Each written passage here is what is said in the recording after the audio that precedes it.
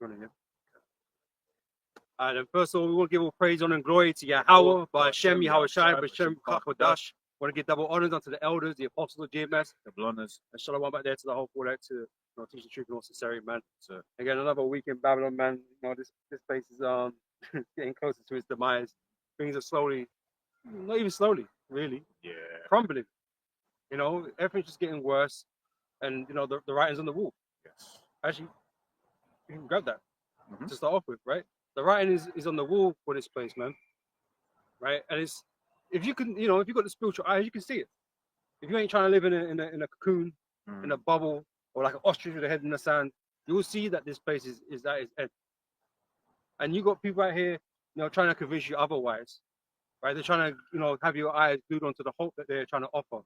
We've got all these technocrats offering all these solutions that we're going to change the world, we're going to save the world, global change, lying wonders, right? And so they're trying to deceive you, just as the devil is supposed to, right? With all these illusions and these promises, right? But when you really look at what their work is doing, how is anything getting better? It's getting worse, and it's getting worse on purpose. Exactly. You be hearing the things that a lot of these politicians are saying, and you're thinking, oh, why would they make such a dumb policy, right? And then they'll be like, oh, because Trump's a fool or Boris Johnson's a fool. These guys aren't fools. None of them are idiots, man. I'll tell you that for nothing. Right? None of them are fools, and none of them are ill-educated. Right? Yeah, they have a character, right? They have a facade that they put on. Right? They're not belligerent or illiterate or none of these things, man. Because they're being directed at the end of the day. Exactly. And the director has actors in the game, right? I always remember certainly Apostle Tahar said years ago about how a lot of these actors that Esau will set up in these positions, right, will always have something about them, right? So, H-Man had his little thing. Kim Jong-un has his bowl cut, right? Trump has his toupee. Boris has his crazy hair. Trump and his orange face. Orange face, yeah. Oh, well, what do they say in America? Orange man bad. Agent Orange. I think Eminem called it Agent Orange. Right. But it's an agent of chaos. That's what he does. Yeah. Right, but they have these defining features, right? These cults of personalities. Yes, you always hear about those things, right? They have a thing that you can immediately identify who they are, what they're about. They keep repeating the same lines over and over again. But exactly that. It's witchcraft, right? But these guys are set up to deceive the nation, deceive the people, because the elites don't want to really be out in the open. That's why you won't see them, right? But then who put them in office? Exactly. Who made sure they got the votes? They always about, oh, this person rigged the election. Oh, this person rigged the election. The election's always rigged. It's always been rigged. You didn't know about it, though. It's been decided who they would use to run the country, man. And they create the talking points, the issues in the country where something becomes more popular or favorable, right? Trump's in power because he hates immigrants, right? He wants to sort out the immigrant situation. He wants to build back better, build business in America. Yeah, to your detriment, because the reason why you have an immigrant issue or seemingly or whatever is because you caused it. At least caused it to happen.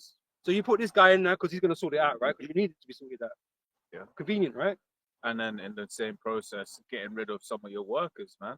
I always remember there was a video of the woman on the couple on the farm, and most of their workers were illegal. Yeah. And then it was like, oh, they all left. So, yeah. And now you can't function. Exactly. Oh, but we need more businesses. Oh, so who's going to replace these workers that you got rid of?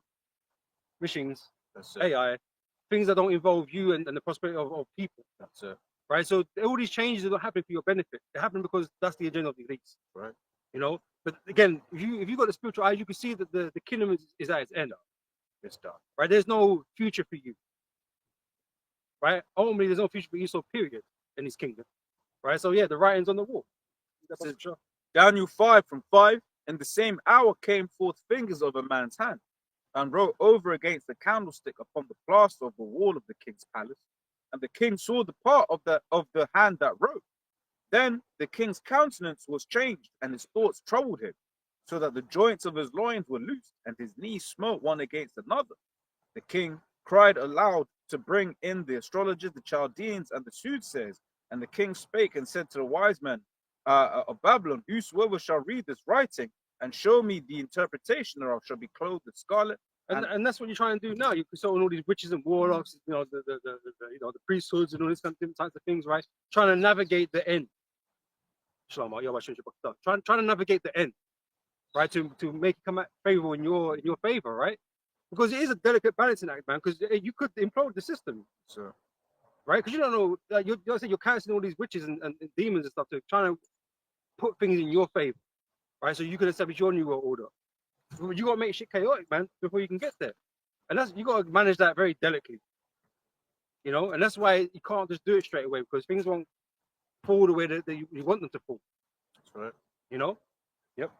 It says, then came in all the king's wise men. The king.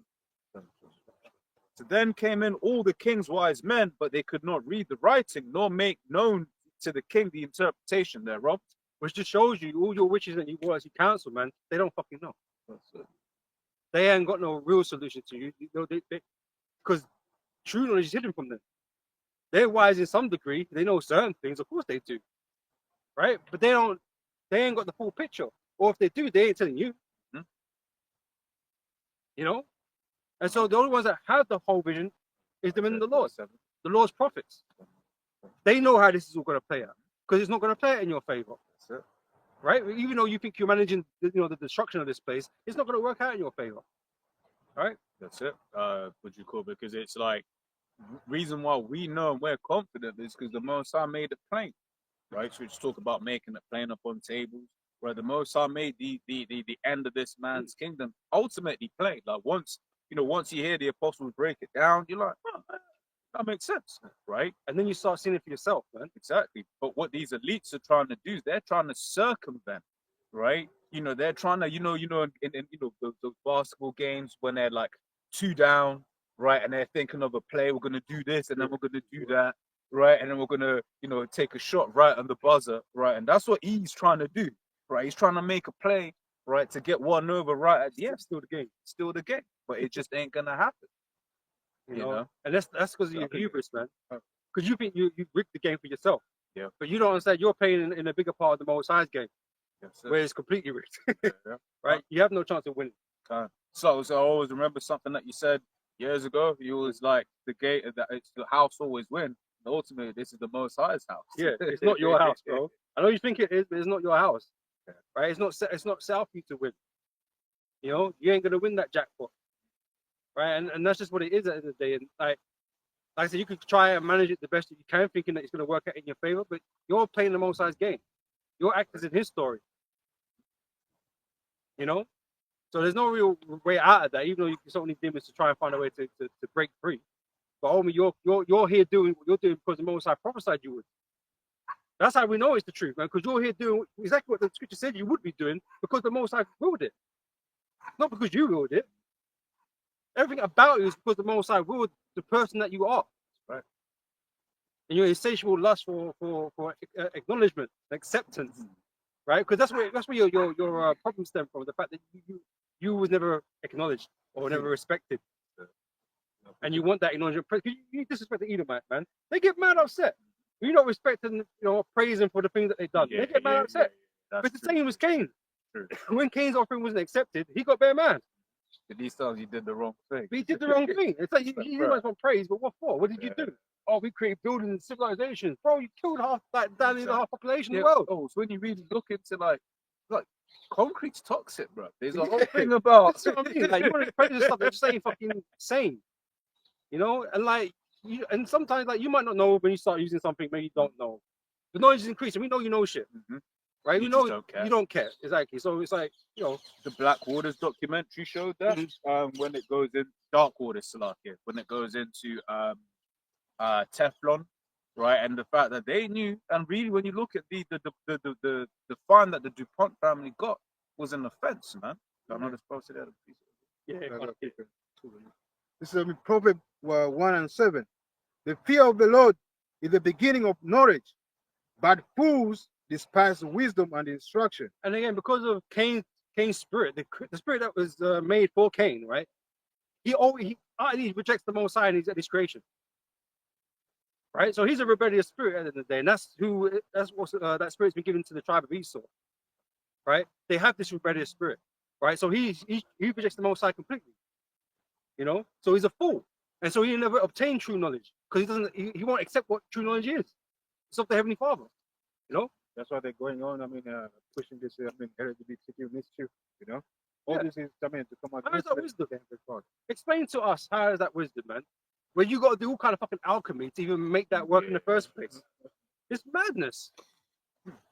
Yeah, no, for real. When you think about just like the amount of money that has been spent researching how to make those things happen, you're like, yo, bro, you could have spent this money actually furthering. Shit was already working. Yeah. There was radio woman. Men and women that what are you change it up for? You know, it's madness. At the end of the day. You are just mad. Exactly. But it's just because you've got that spirit in you that completely rejects the Heavenly Father, man. That was what he's made to be. That example, man, for those that are just acting foolishness, man. Yeah. What's that word against self Harm. mutilation? Yeah. Like self mutilation is at an all time high. Yeah. But it's been turned around. Yeah, it's medical. Like, Yeah. it's medical. Yeah. No, you're facing. Yeah, you're mad. Bugged out. You remember in Kings when what's the name, man? Elijah. When the prophets was that's what's going on a daily basis. People are like, you see, sometimes you have to see like women. They might have had nice jugs, and then 2 years down the line, they got a fucking peck and big spots, and they just shaved. Yeah, talking about that, man. Like, have you seen that? Remember a couple of years ago, there was that video before going to university. Oh yeah, that whole video was And deep, it was man. like pretty white girls. Yeah, that video was deep. Becky's and them. Big princess. You know, The bags and wrinkles. Yeah. Well, you got people that actually turn themselves into fucking lizards, man. Yeah. You know, doing all that plastic, you know, the plastic surgery, the tattoo parlors and shit, putting fucking shit in their fucking eyebrows and shit, horns and weird shit, man. Yeah. Cutting their tongue in half and shit. Like, what the fuck is wrong with you niggas, man? It's crazy. It's mental. I just see a nigga down the road, right? Down the road wearing a black cape. Dread, man. Why is this nigga wearing a cape? Captain Dread. Yeah. But even on that, it's the other day, man. What was it? Wednesday? Wednesday, I was on the way into the office and that. You just basically see it was hot relatively hot that day. You see a basically in booty shorts and a handbag. Bro. I was like, bro, this place got to go. Esau's fucked this place up. Another level. They got really big. Where he's got hair grease in here. At the bottom here. Let's go for first king. I mean, Proverb again. 21:1. The king's heart is in the hand of the Lord, and the rivers of water he turneth it whithersoever he will. Right, so you're just a chess piece that the Most High put on the board, man. Right, he moved you. You're gonna do this. You're gonna play this position. You know, you're gonna be the rook or you're gonna be the knight. You're gonna make this move. The Most High is in control of the chessboard, man. Right? You are not in control. So everything that you've done up until this point has all been part of the Most High's will. Right, and that's why everything's evidence to us. Even though you might not see that the Lord physically, like, you know, say that the Lord's here. His actions are here, and we can see the effects of his will, right? So everything this book prophesies about is being manifest in this world. And that's why Esau can't really escape from who he is, and why we can identify him. He's trying to hide and well, I'm not the Edomites and do all this sort of shit, but like, you can't ignore what this book is saying, man, and you can't run. In the same way that when you read Deuteronomy the 28th chapter, right, it says that these curses shall be upon thee for a sign in the season. That's why, you know, even the thing about Israelite foreigners has come back up again, right? You know, I think it was an Irish guy that's trying to be like, you in Israel and that, right? But basically, when you see the plight of certain nations, when you observe certain things that they go through, certain people, rather, not nations, certain people, you're like, bro, this man's probably a Jake, you know, or how they move in the spirit or whatever. What have you. All you guys that say, you know, this person not this like, this person not like, you need to shut the fuck up, man. Because you don't know shit anyway. Yeah. You don't like, because if we ask you who it is, like I said, you don't fucking know. Yeah.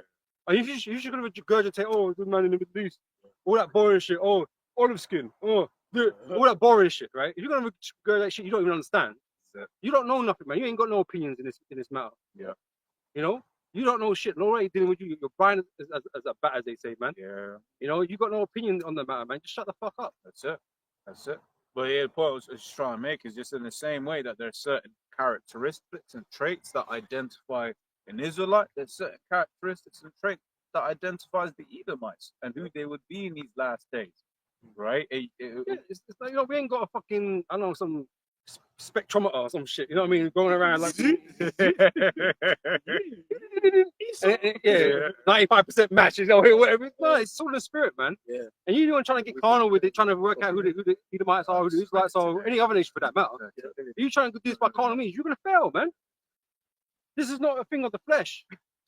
Get it. And you ain't gonna find no records, you ain't gonna find no DNA. Because it what's going to go and show you the power of the Lord. I'll say it's going to show you the power of the Lord in that the Lord made it such that the records were lost, destroyed. Because would it say, shall he find faith in the earth? Let's be real, if there were records, there would be no need for the mystery. That's it. The small hats couldn't go around saying that they were the real guys because they'd be like, Because then how are these things be secrets then? Yeah. Right? Because only real spiritual men wouldn't be any understand need the for work faith. of the Lord. You know? You know what I mean? Only the real men in the Lord can understand the works of the Lord, man.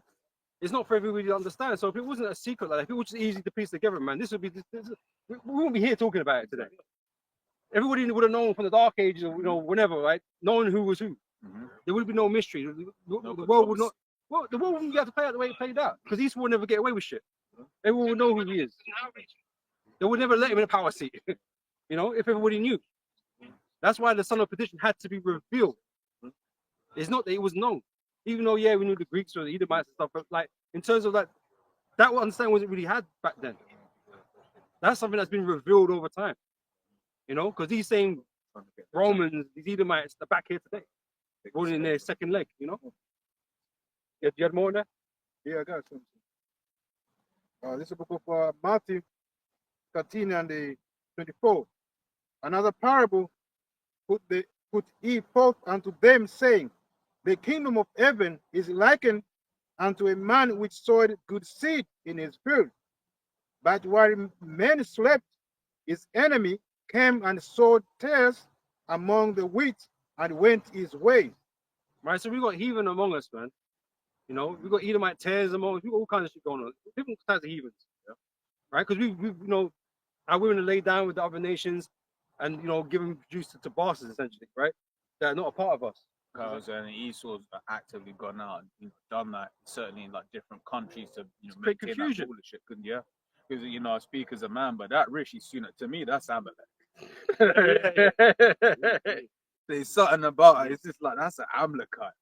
But you know, whether he is or not, it's not even any importance to us. Because he's a heathen. Spirit had him come past the camp. Yeah. You know, but what we're always concerned about who's the Israelites, man.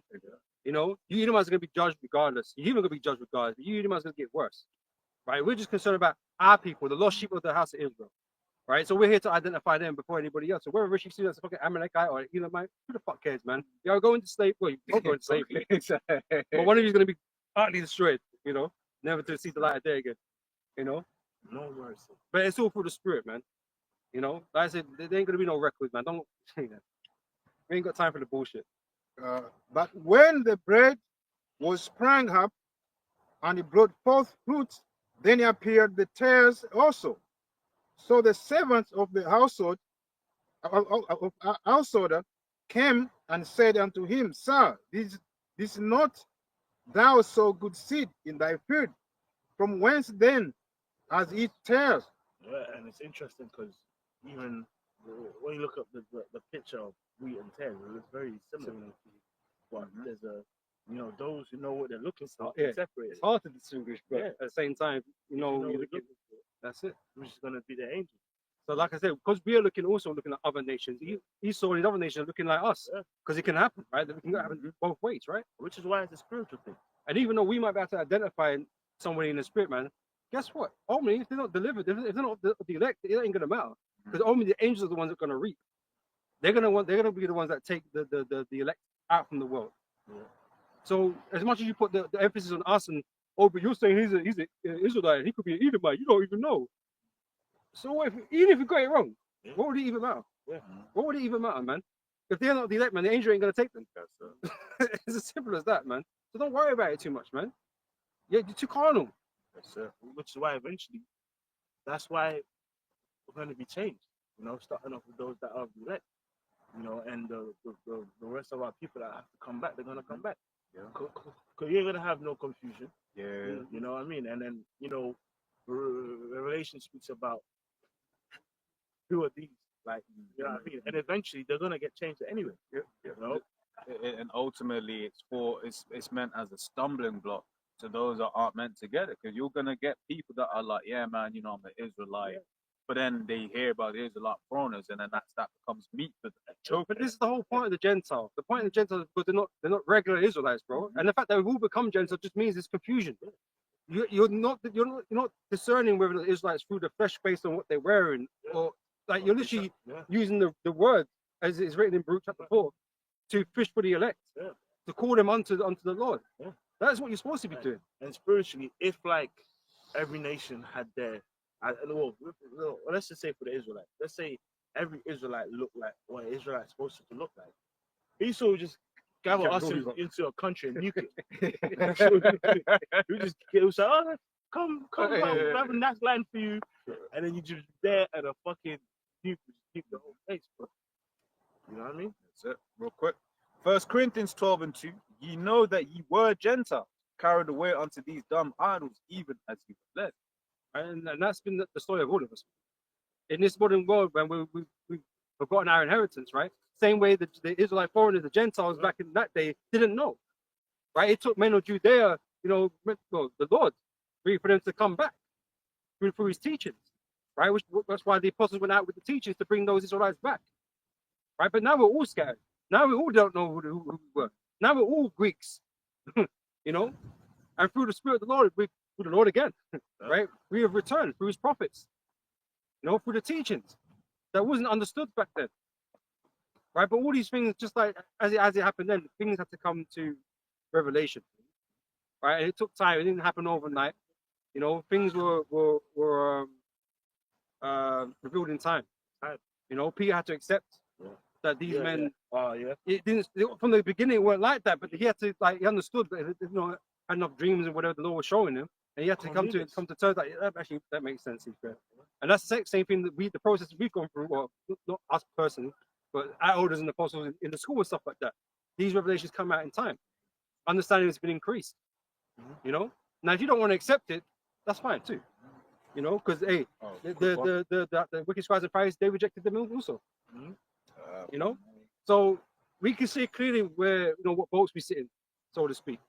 You know what schools of thought we're in, whether we're of Yahweh Shai or we're of the law or whatever. But you got guys that promote all these different things, man, but they're not really focusing on what the Lord was teaching. You know. Got 2 quick ones. This is Romans 3:3. For what if some did not believe? Shall their unbelief make the faith of the Most High without effect? Right. So just because you don't believe, don't mean shit. Right. It's not going to stop what needs to happen. Yep. You know, and what's gonna happen. Yep. 2 Corinthians 4:3. But if our gospel be hid, it is hid to them that are lost. Right. So the Most High, like I said, he's only dealing with his elect. So if you can't receive it, you're just not part of that. One more. Right. We are to receive these things, and we understand it, and so we go and teach as such. You know, because at the end of the day, the majority of Israelites are going to be destroyed. That's just real talk, right? Because they can't heed the word. Another one. Romans 11:7. What then? Israel hath not obtained that which he seeketh for, but the election hath obtained it, and the rest were blind. Right? So it's not for all our people. It just isn't. And I know that sounds like, oh, we don't even care about our people. But hey, Lord, you need to suffer, man. You need to be punished for what you've done. Right? We didn't decide that.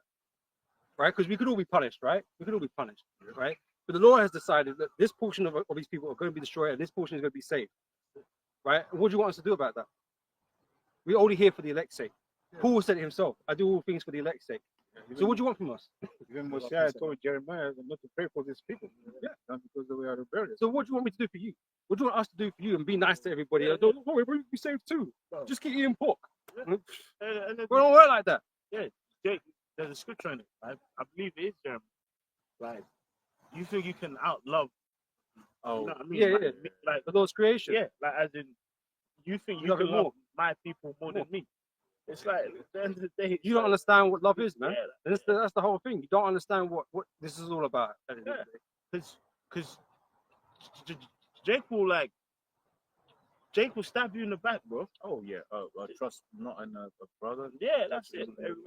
It's a fuck, man. But this is only for those that are elect, man. Sure. Remember, these same niggas, like, you know, that get, you know, like a big part of them that get shot in the street, messed up or whatever. But a lot of them are paying back for their past sins, man. Mm-hmm. They said crucify him, let his blood be upon us and their children, man. So it's showing forth, bro. Mm. And like, you know, when you look at these Jakes, man, these people in the world, especially, man, you can see in their spirit that if they could put us to death, man, a lot of them would, bro. You know, some of us brothers have been out in certain parts of the UK, and you can see in someone's spirit, they've probably seen you in the videos. Mm-hmm. Well, we've had threats. You know what I mean? you We've had have people threats. threats. Yeah, we have People threats. come back with guns and shit. Guns like, and shit. all brothers over. have been shot at, and you know what I mean? It's You know, just things brothers have happened. died. Brothers have passed away, yeah. You know what I'm saying? So it's like it's not like what we're saying is not true. Real. Because it's in the scriptures also. Yeah. So we understand that these things are gonna come upon us, man. Yeah. But it don't mean like we run Yeah. or we're afraid. Like Yeah. we're so afraid we might bring sticks to camp. Yeah. Because you don't want to receive have suffering to or move in faith. persecution. You know? I have to move with faith. Mm-hmm. I got one on the Gentiles. Yeah. All right, this is 2nd Ezra 2:34. And therefore I say unto you, O ye heathen that hear and understand, look for your shepherd. He shall give you everlasting rest, for he is nigh at hand and shall come in the end of the world. Be ready to the reward of the kingdom, for the everlasting light shall shine upon you forevermore. You know, so that heathen that hear and understand is what? The lost sheep of the house of Israel. All right? Because this truth is only for the Israelites. Revelation 5:9 has redeemed us out of every nation, tongue, and people, man. Because we've truly been scattered. Like, the earth is big. Some brothers always say, man, the earth is big, man. But you go to so many places, you don't think there's Jakes out there. Well, the earth is big and time has been long for mortals. You know what I'm saying? And people move around. And a big part of that is trade. Trade, that's it. Because I remember when you look at certain of the spices that are Metropolises. mentioned in the scriptures, they're not native to Israel, and they would have gone through certain trade routes. And let's be real, man. Yo, we Jake, bro. Whenever Jake sees some strange, as what's this? Charlie Sheen calls it, right? When Jake sees some strange, yo, Jake wants to try some strange, man. Yeah. He wants to. He's like, yo, He walks past the local harem, you know, it's like, exactly. damn. You know, man. smells the curries, like shit. That Jake's mixed martial arts fighter. Is it Rampage Jackson, the big nigga? Well, there's a few of them. Yeah. That's the Overeem. No, yeah. He's But I think I'm talking about Rampage Jackson. yeah, Rampage Jackson. Yeah. Oh, Rampage. Yeah, he was saying the other day. Well, it's probably a clip from like 2 years ago. But he was saying in a clip that he actually wants to have a child in every region of the earth. Yeah, he wants to rampage through the nation. Yeah, basically, so far he has a couple children. He said, I mean, I have a black one, I have a Japanese one, I'm trying to have a Mexican one. That he basically said he wants to have a child in every different region. So we laugh about it, right? Yeah. But that's exactly what Esau did, Yeah, right? To gain control of these different places. You might think, who's that Chinese looking dude of the families, man? What's his name? Fucking. Is it Bing? No. There's a Chinese looking dude on the Illuminati thinking list that we used to have in it. I can't remember his fucking surname though. But yeah, you know, it's how Esau gains influence in all these different places, man. He lays down with the women there, whatever. and produces these spawns. Legitimate. Yeah, these spawns that have, that can get into the places, man, and start controlling, corporations and legislations and all these different types of things to gain power over them, man. That's what they. Look at him. So he's got Jake, a Gook son, and he's got a black son. Tiger Woods, isn't And it? he's got a Gook, Jake Gook daughter. You know what I mean? Obviously, all of them are Jake, man. Making, you know what I mean? I think it's even got an albino son. Is it? Yeah, he has an albino son. He's going in. Yeah, man. But when you consider these things, like when I'll give it a perfect example. It's like in when you watch something like Game of Thrones, where you basically having someone going to a what was that, Ned Stark, whatever, and he comes home with a bastard, right? Because back then they didn't have condoms per se. That's what his sons, man. This guy has done it all. Yeah, He's got the Infinity Stones. He's got it all, man. That's one of his sons. But he's a Jake. Esau. Yeah. They got Esau. Yeah, but that's it. It's just like he came back with the box. They didn't have condoms back then. So when a guy went to a harlot house, right, and he was nothing in there, bro, it's like a child may come from that youth, right, from that one night. And let's be real, if it's something where the guy was just passing through, now she's got a child and he's all the way back in his home country. Yeah, consciousness wasn't really a thing back then. Exactly. What I'm saying? So it's three more than you think. You know what I'm saying? Far more than you think. And considering Jake is the sound of the sea, we're not all in America, bro. Mm-hmm. You know what I'm saying? I did a video earlier on where it was basically going into a clip where it was like a girl, and she was basically white girl. She was basically saying that her mom was black. Yeah, I see that. Yeah, her mom was black, but her brother is black. Mm. So it's like she looks fully white, he looks fully black, but her parents are put black and white. Quotes black and white. Just goes to show you how quickly it can happen. And so if you don't have a spiritual mind, you can't discern that. You gotta jump to conclusions, man. And what presumption? What's that saying, man? Presumption is a mother of all fuck up or some shit. Yeah. Assumption makes an ass out of you and me. Yeah. Well, look up Bob Marley. Yeah. What you got? Like, that's what I'm saying. It's like bug out Jakes in South London. That teach the guy like, oh man, there's just no way. He's an Edomite. The man moved the whole nation, Yeah. Full of Jake. Yeah, the whole world. Yeah, that's what I'm saying. It's times back in when he was 19 in 1980. He was probably, I'm jamming, he was, but it's funny, it's interesting. One of Bob Marley's sons got a child with Lauryn Hill. Like, that viral song, These Roses and Fire, it's everywhere. It's one of them new reggae tracks, bro. It's old right now. No, yes. Down to the kids. Yeah. Basically, it's one of these new reggae tracks. It's popular. It's everywhere, right? That son son with Lauryn Hill, you see him. He's about the same color as this brother, yeah. But people call him an Edomite if he came to the camp because his great grandfather is white. So cool. Yeah. But now if that Jake now has a son with a dark skinned lady, and that son comes out like me or whatever. Yeah. Then when he comes to the camp, oh yeah, man, brother, you're from the tribe of Benjamin, brother. Yeah. But if Bob Marley came, you call him an Edomite. It shows you how ignorant you are. It's stupid, bro. It's spiritual, man. No. It's the book of Tobit 13:3. Confess him before the Gentiles, ye children. To be fair, that's better, isn't it? Yeah, to be fair. No? Yeah. That's This is the book of Tobit 13:3. Confess him before the Gentiles, ye children of Israel, for he has scattered us among them. Right, so it's been an important job for us to go to these different nations, right, to proclaim, the name of the Lord and the teachings, right, so that those that are of the elect, because it's not every Israelite, but those that are of the elect can hear, and they get waken out of their slumber, man, and follow the will of the Heavenly Father. So it's been a pivotal job. So when you hear about, you read the book of Revelation, the men that come out from all these different kindreds and tongues and nations, that's those Israelites, man. Because like I said, we don't all have the same languages or the same customs and all that. grew up in different regions of the world. You know, it's a bit different with brothers here in America and in England because, you know, same kind of place, really. You know, but you got brothers in France and Amsterdam and in China. You know, there's Jake everywhere. You know what I'm saying? So they're not going to have the same mannerisms that we might have here. So yeah, they might be funny.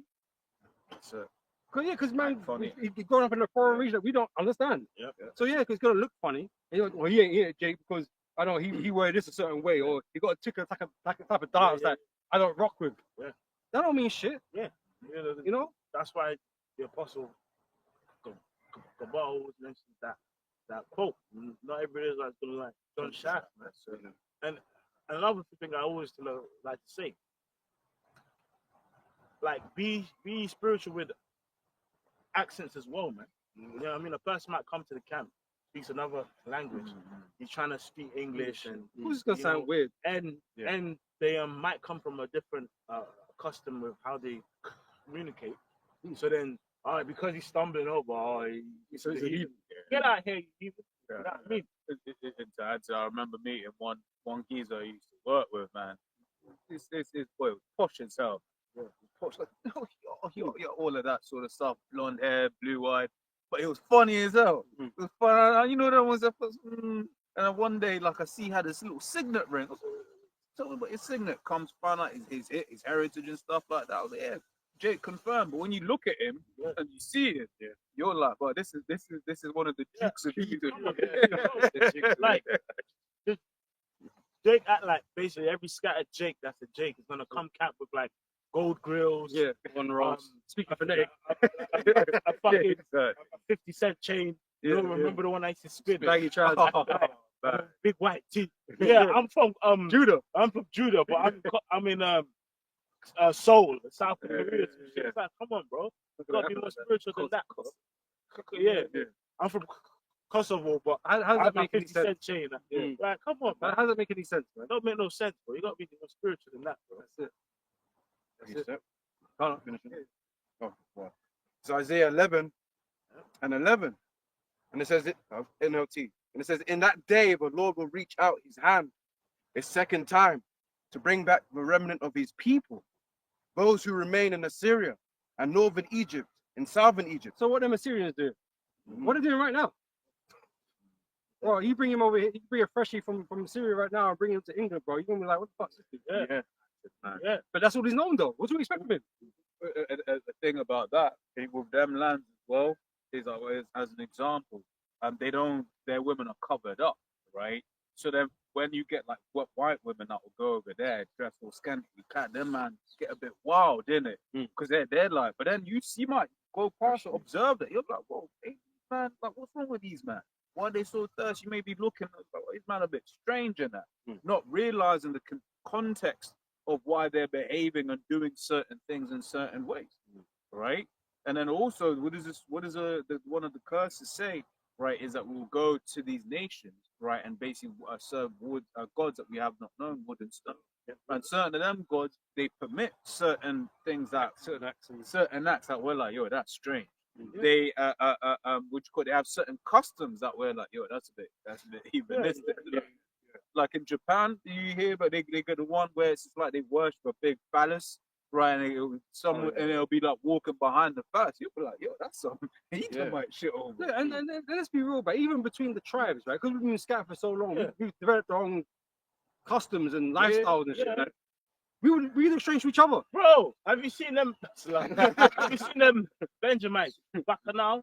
We had they have the black paint and the horns and play the soca music. Right. That shit creeps me out. They have the black fucking paint, like pitch black, bro. But you're still not a Benjamin. That looks demonic, bro. Fucked out though, innit? Yeah, You know? backwards, innit? But like, we can say the same thing about anything. Like, you know, Mardi Gras. Yeah. Halloween, like Yeah. anything. You got weird rites and weird, customs that like doesn't relate to this. One of the tribes, I think one of the Latin tribes, man. They exhume their dead. Shit. They They do the same thing in Ghana. Right. In Ghana, well, not exhuming, but when someone dies, they'll have them in a house. Oh yeah, they Like got on that. the chair for a week. Like some of them will be standing posed up at the funeral in the house in his Sunday best with a cigarette in his mouth, but he's dead. and people come to the house, or you know what I mean, if it was a DJ, they'll have him on the decks. Like I'm not even joking. That's what's funny. Yeah. I mean, if he was playing the drum, Yeah, they'll have him on the drum kit. That's what they do out there.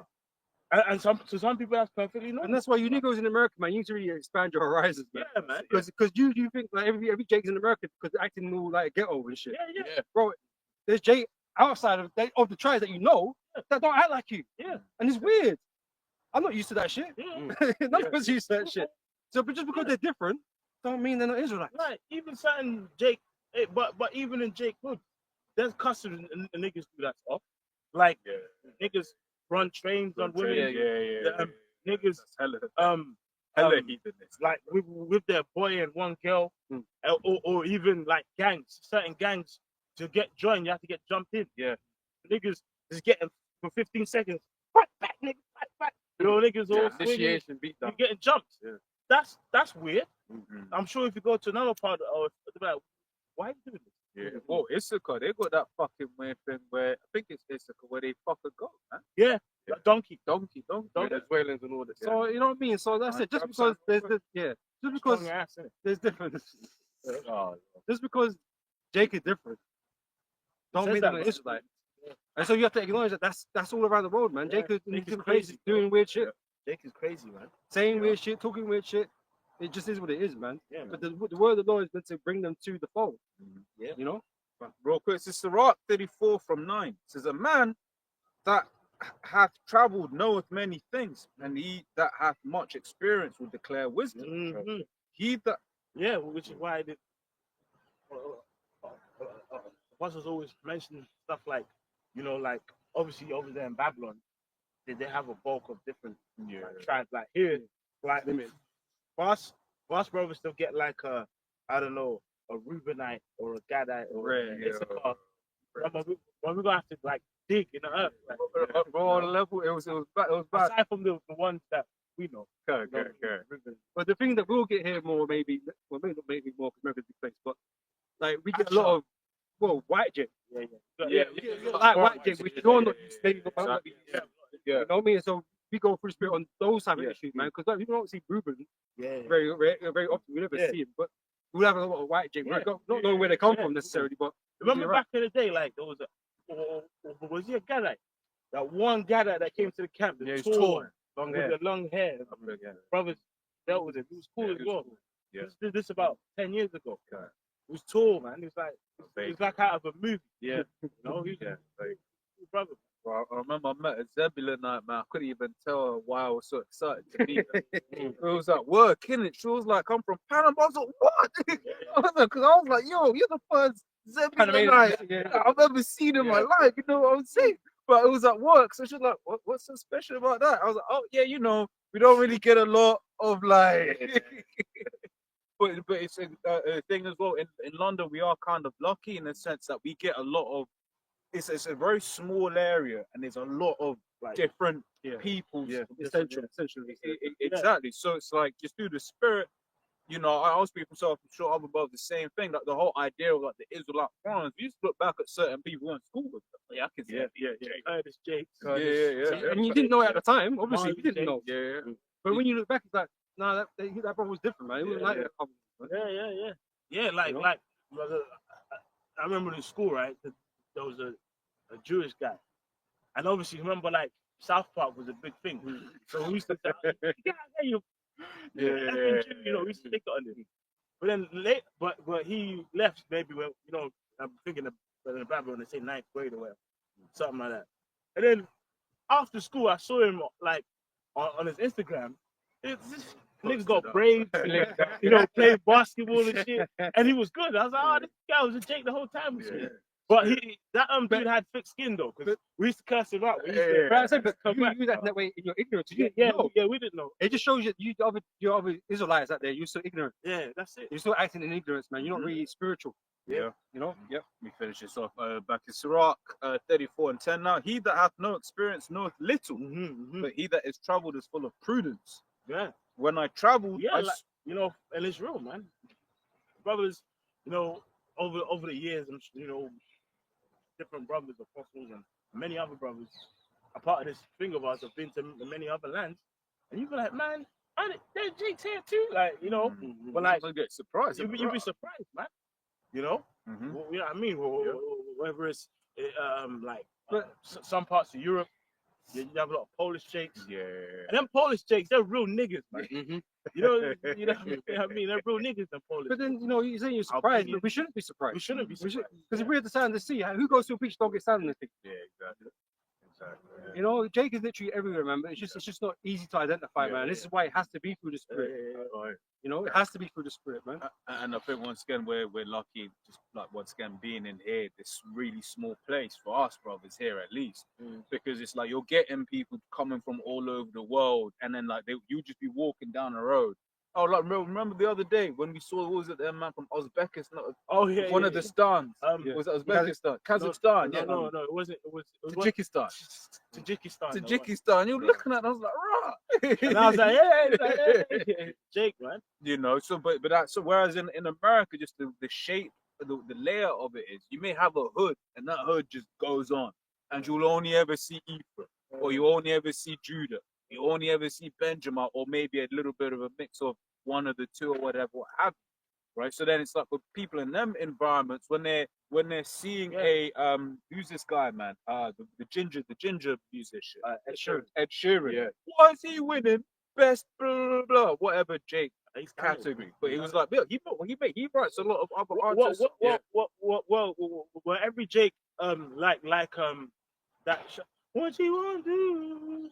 Yeah, Bobby Caldwell. Bobby Caldwell, and now the story goes with Bobby Caldwell, one of his first tapes or albums.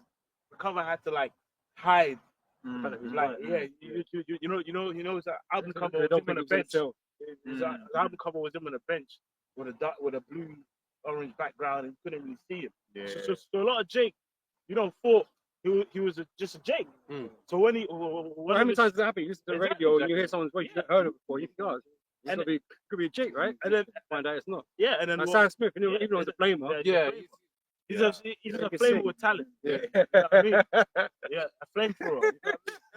But Bobby Caldwell, one of his first shows, they're like, who's this white boy to the stage? And they started singing. It's like, oh shit. Yeah. But and even bands, he was on the Soul Train and Soul all of Train, that, man. So yeah, and then even that band, my favorite band, the average white band, which they one of that. the Pussy Bars though for that. The average bro, they got bangers, bro. You know what I mean? That's it. You know, that track. Even like what Amy Winehouse. Maverick Saber. If you didn't see it, you think it's a black woman singing. You know, even got some other rapper dudes, white Jake that rap. You know, some of them are good, man. And even them like Mobites, like breakdancing and all kind of great shit. Well, even funk. You know what I find interesting about music, yeah?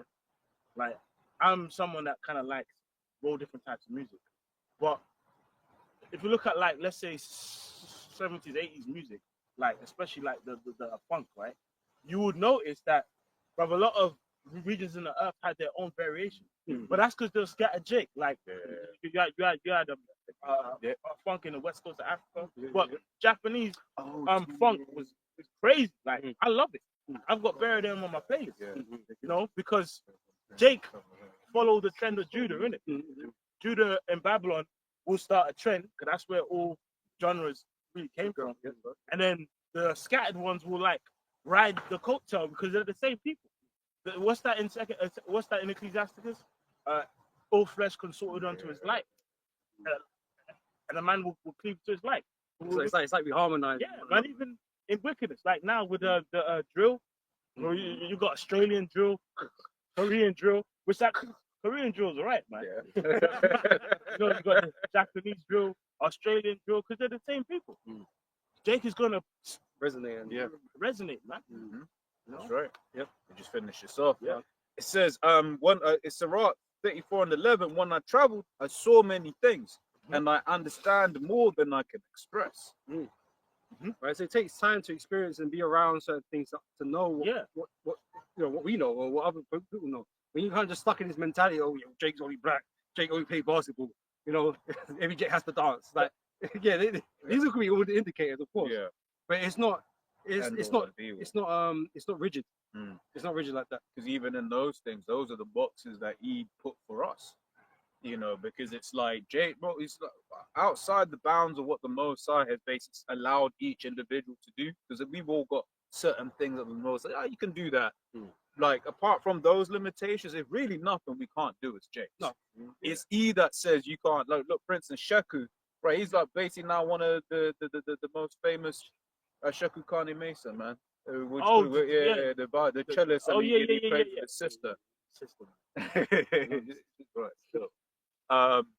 But yeah, but Yeah, it's he the was thing- talented though. yeah, very talented. Yeah, yeah. You know, very talented. The two of them, right? But then basically, he will have will have Jake believe that they can't get into playing a classical Yeah, music. that's all Jake. But we're like the fathers of those things, man. Yeah, that's it. Any inspiration really came Mozart. from Jake, You know, all of them guys. and that's why you idolize all these artists and these musicians and stuff, man. These composers, because Jake was the one that rebirthed all this Bro, stuff, man. Jake spiced the earth, bro. That's it. Jake is Real the soul flavor of of the the earth, bro. Soul of the earth, Literally. Yo, have you ever seen Edomites play instruments, man? Yeah. It's the most soulless. You're like, And even if they do, It's because it's not the fact that they can't play. yeah. They can play They gotta because everybody just try. can learn to emulate. yeah, Everyone can learn to emulate, right?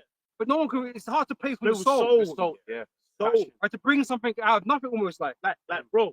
but almost Yeah. inspiration from the Heavenly Father. Yeah, But to yeah. bring something out, it's really talented. Yeah. But you can copy Yeah. somebody who's not really talented, just able to do it. Yeah. There's spirit behind it. Like, bro, James Brown, man. Like you know, like the certain sound. It's like a serious concern. That's cool, no, probably the same stuff. Like James Brown's whole body was an instrument. Yeah. Yes. Oh, Yeah. Michael Jackson's like, well, what was he doing that? How do You know, you glide across the floor like that? You know what I mean? It's magic. You know what I mean? That's magic, bro. Or, you know what I mean? Or like, The energy and all of that. Man. yeah. Come on, man. And these are indicators. I'm You know, we don't get a DNA sample that he is like, yeah. But we watch The and see, spirit. observe. Spirit. You observe, man. Got a couple. Where did it go? Let me read this one first. Exodus 19:5. And it says, "Now, if you will obey me and keep my covenant, you will be my oath." It's like a NLT. Now, if you will obey me and keep my covenant, you will be my own special treasure from among all the peoples on earth. Among all the peoples on the earth. And look, just because in school there was that fucking Eminem looking white boy that you kept fighting at lunchtime that you didn't like. It don't mean he ain't a Jake, man. Bro, so some of them racist fast. Black chicken fight each other. Yeah, that's King what I'm Chubby saying. Day, though. What does it matter? The scripture says, "Thine eye shall be evil." So like even So what if he's racist? Exactly. What do you expect? does that mean? Jake be killing Jake. They be That's killing it, Jake yeah. too. So what does it really matter? Even some of them Nazis and niggas in all the types of things. KKK skinheads like here was Jake, man. Even like the whole skinhead thing. Even here, you think it just goes. Yeah, back not to these Benjamin. EDO guys. Go back Jake, bro. Yeah, It's it really goes crazy. back to Benjamin, ska music and all that. But you see a skinhead with the hoop earrings and Dr. Martens. And the Stone Island Yeah, Papa Boys. yeah. They were always Stone Island. Yeah. But guess what?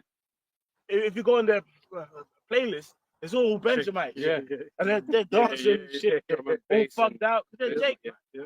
Them gypsies, a lot of them, bro. A lot of people are scattered everywhere, man. You know? Yeah.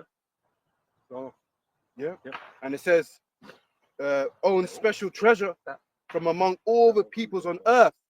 For all the earth belongs to me. And you will be my kingdom of priests, my holy nation. So that's what I wanted to say as well. We carried on there, but and with that treasure, the Most High treasures, right? But literally, we shine more than any other. Jewels, isn't it? Yeah, and Jake obviously is something that shines in the world, man. As much as whether it be good, whether wicked or good, we shine in this world, isn't it? Right? Because we're just that outstanding. No matter what Jake is doing, we do it better. It's as simple as that, man. And people gravitate to that. That's why everybody's trying to follow us what we're doing. Yeah. Whether we're being wicked or whether we be good, they try to emulate us, man. All day long they try to. Yeah. These Edomites, who are they? Yeah. These elites that meant to be the greatest of their nation. Where are they? Yeah. Sitting somewhere in a dark shadow Yeah. somewhere. Like they're not shining. They're not like on show like that. Because you show off prized possessions, isn't it? It's deep because you know when you read throughout the scriptures and you read other historical books, they always show you on all these major empires in the world, all these empires, period. You just see an element of Jake there. So whether it's like or like Daniel, remember when they was going into Babylon, they got the old regal seed, like those learning wisdom, and then they taught them the Babylonian language, gave them new names, and then certain Egypt, Joseph in Egypt, like it was Joseph that made Egypt great. But then if you go into the other secular histories, it was Jake in Egypt doing little jobs that was making it great. The proof of that is when you see Jake now, man. Moses. Yeah. Moses was sorry to cut you off, man. Moses was seen as the grandson of Pharaoh. All right. So do you think? Remember, I believe he came. His heart turned to come to the people when he was like what 40 or Yeah, something like 40, no, was right? yeah, I think it's a 40. I believe it was 40. So he had 40 years being raised up. That's why he says he despised the pleasure of sin for a season. He had 40 years being raised up in Egypt. So that came with rank and influence. You know what I mean? Who was doing things. If you go into history, it says he was involved in wars and campaigns or whatever it was. So he was doing stuff, man.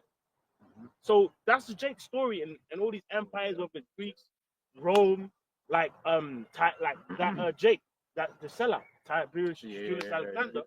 He was teaching Titus and Vespasian, that whole that house, man. He was a major conqueror when he was coming against Jake in 70 AD. So Jake pop up, man, in history. You know? Just another thing as well, because like Cletus guys like like Elon Musk, they might be paraded around as like some great guy on the earth, right? But let's be honest, man. Understudy. He might be like quote unquote the richest man in the world, or whatever, right? But he's dry as fuck, Right. right? Most people would rather be someone like Drake. Yeah. You know what I mean? Who's got a lot less money than him. Yeah. Just because he's cooler, man. Brucey. Yeah. Before Elon Musk, man. Because no one's trying to replicate Elon Musk. Yeah. Dressing how he dresses, acting how he acted. You know what I'm trying to do with that. You know how long it took me to get. When he brought Twitter and he brought the sync in. Yeah. It took me ages. I was like, well, why is he bringing this? But I was like, oh, let that sink in. I was like, bro, that was the deadest joke. I was like, bro, what is this guy on? But that's the heathens for you, right? But that's it. It's like, especially like when you're in these working environments. And we was talking before about the spirit, but we were talking about how and these heathens can say play the instrument, but they're just regurgitating. Okay, 1, 2, 1, 1, 2. Remember? Yeah. You remember that those two white brothers, Martin? Bro, these dudes, could they would have to train so hard, and they're forcing to be on beat. Oh, nah, them two are mad, bro. Nah, they must have been some kind of incest or something. Something. They were something weren't right there. They like. but it's like comedians, right? Yeah. You can bust the same joke, but how it lands, how you deliver it, it's a difference, right? It's a difference. Jake's the king of that. Exactly. That's when you got greats like Dave Chappelle and Chris Rock and these different types of people. You saw bring the same joke, word for word, same joke. It don't hit the same way. Don't hit the same way. And just in the same way, it's just like in these work environments. In these work environments, you have what do you call it? These heathens that can do the thing well in terms of what the book says. But certain times you need that Jake spirit to be just like, actually, it's better for us to just. Jake could do something that's absolutely fucking stupid. Something retarded. And it'd be cool. And people want to try and copy it. That's true. You know? He can make a complete cock up of the situation, and it will still be funny or something. It'll still go down because Jake just have that aura. Yeah. That spirit with them. Esau's not made on the same level as us. None of the heathens. You know? That's right. None of the heathens, right? And that's why they all gravitate to us when it comes to things that are kind of provoked in the spirit. And it makes me think of what Ezra said, man, in 2nd Ezra 6, near the end, where he's basically saying, Lord, He was lamenting. Mm. It was like, yo, so this is the situation. We're the best. But all of this was made for us. Why don't we have an inheritance in the world? And but that's part of our suffering in this side, right? To be looking at these heathens that are, bro, you have an Elamite straight look down on you. These times, you know, he don't know what he's talking about, right? You know that back home in his country, bro. India's one of them places. I never want to go India. And you think is you be hearing like loads of different people that will straight up say, even Indians will tell you, bro, you go in India, Don't go there. and that because of X, Y, Z. Yeah, they will look. Yeah, they will look down on you as a J.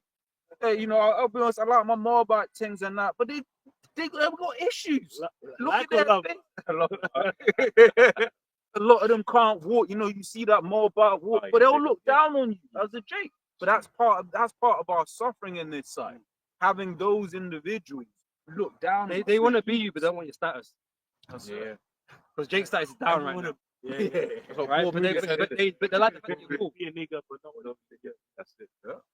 I got one. No, fight.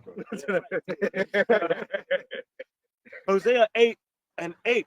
Israel is swallowed up.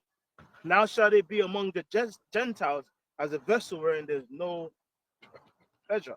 Yeah. So they think they're supposed to despise us, but really they want to be us, man. Yeah.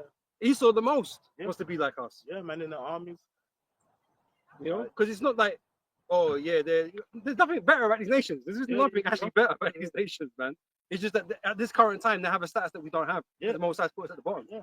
That's what it is. Yeah, well, you remember the older Malcolm in Chi-Town. Remember he brought out information in slavery. There was white women going to jail because they wanted to stay with a black man. They was literally going to jail. Yeah. You know? Well, and that's which I believe him to be a Jake Bill Burr. Because when you look into like Bill Burr, he came up with Chappelle. Like when you watch Chappelle show, Bill Burr's in the back, in a lot of the scenes. But in his SNL monologue, he actually kind of goes into that, and the things used a lot of wisdom in that monologue. One of the reasons, once again, why I think that he's a Jake, right? He was talking about he was like, you white women, man, when basically you've gotten away scot free. He was saying, how is it like when I was, he's referring to himself as white. When we were all doing good as white people, you lot were joining in with it, right? But then now they're coming at me. You're trying to pretend like you weren't with it. You weren't with it. And one of the things he touches on, and it was basically saying like if you wanted to deal with a black man and you got caught, you just cried rape, right? And then it was the way he ended it. That was like, yo, that was comedic genius, because then he basically was like, yeah, man, you know, but you're still my bitches, which is what they got pissed off about. Not the fact that they're hypocrites that actually had a lot to do with Jake getting killed during slavery, right? Which is why, yeah, you can deal with Edomite women, but that's still Esau. Yeah. No, we good. Chat GBT, yeah? Yeah. Where, do you want me to start from there? Yeah. Okay. Start from the paragraph up. Okay. Yeah. Yeah. So it says, a white woman was being imprisoned for marrying black men in slavery or post-slavery. Yes, there were periods in both slavery and post-slavery America and other places with racial caste systems, where it says where white women face imprisonment or other punishments for marrying or even being in relationships with black men. Here's the historical context. Go back to the kingdom. And it says, during slavery, 1600s to 1865 U.S. context, anti-miscegenation, am I saying that right? Miscegenation laws from the mid-1600s, colonies like Virginia passed laws banning interracial marriage. The first known law was in Virginia, 1691, which stated that any white person who married a black person or Native American would face punishment, including banishment or imprisonment. Yep. White women who married enslaved or free black men could face fines, whipping, Bro, getting whipped for a black man. You know? or imprisonment. Shit, used to get whipped for you now. Wait,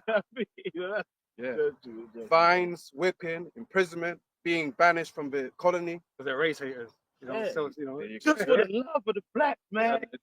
For a lot. That's what I- race trigger. That was it, race trigger. Yeah, there's a lot still. They still face that pressure to this day because that hatred ain't ever stopped. Because which called the boy, boy that I went to school with, man. He went uni in one of them Northern England towns. And obviously, he was getting it in with the Beckys and that. And they straight told him, yeah, man, like we don't tell these white guys afterwards that we've been with black men because they won't basically. They're dishonest. Exactly. Yeah. So they won't bring you home to the mom and dad, man.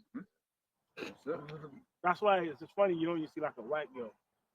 Obviously, it's happened than the scattered Jakes, but I'm saying actually, Becky, she'll be with like a Jake Rasta, and she becomes Rasta with that little. She joins in, innit? Take on their spirit. Take on their spirit. That's really what's supposed to happen, man. Yeah. You know what I mean? If you deal with a woman long enough, they start learning become your one lingo. flesh. They become like, yeah, one flesh. But in the world that Esau has portrayed via TV, right? He's making it seem like she's the one you're supposed to be aligning to what she's on, right? You know, this idea of happy wife, happy life, all of that nonsense. Happy home, happy. Well, we'll just go back to Adam and Eve to see how that works. Isn't it? You know, that is the ultimate example of why that's not the case, why that shouldn't be the case. You know, because if you all follow that woman, man, bro.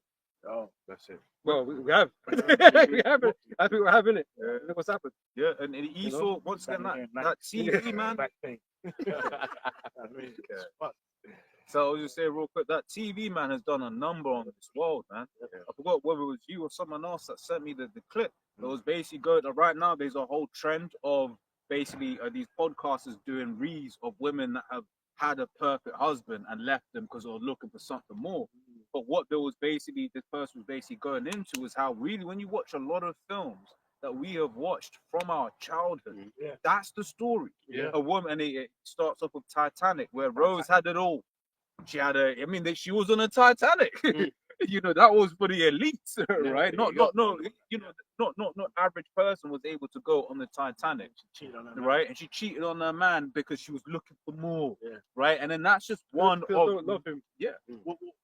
Well, that's Eve. Mm-hmm. You know, Eve, she wanted more. Exactly. Yeah. You know, Eve was really being a feminist. Yeah, the first feminist. You know, she's really being a feminist. Like, look, this is what we have.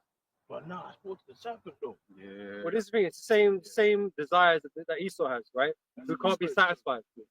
Like, he can't be satisfied, and that's why they're never happy. They're always looking for something else. Crazy. Because they're never happy with the situation that they got. Yeah.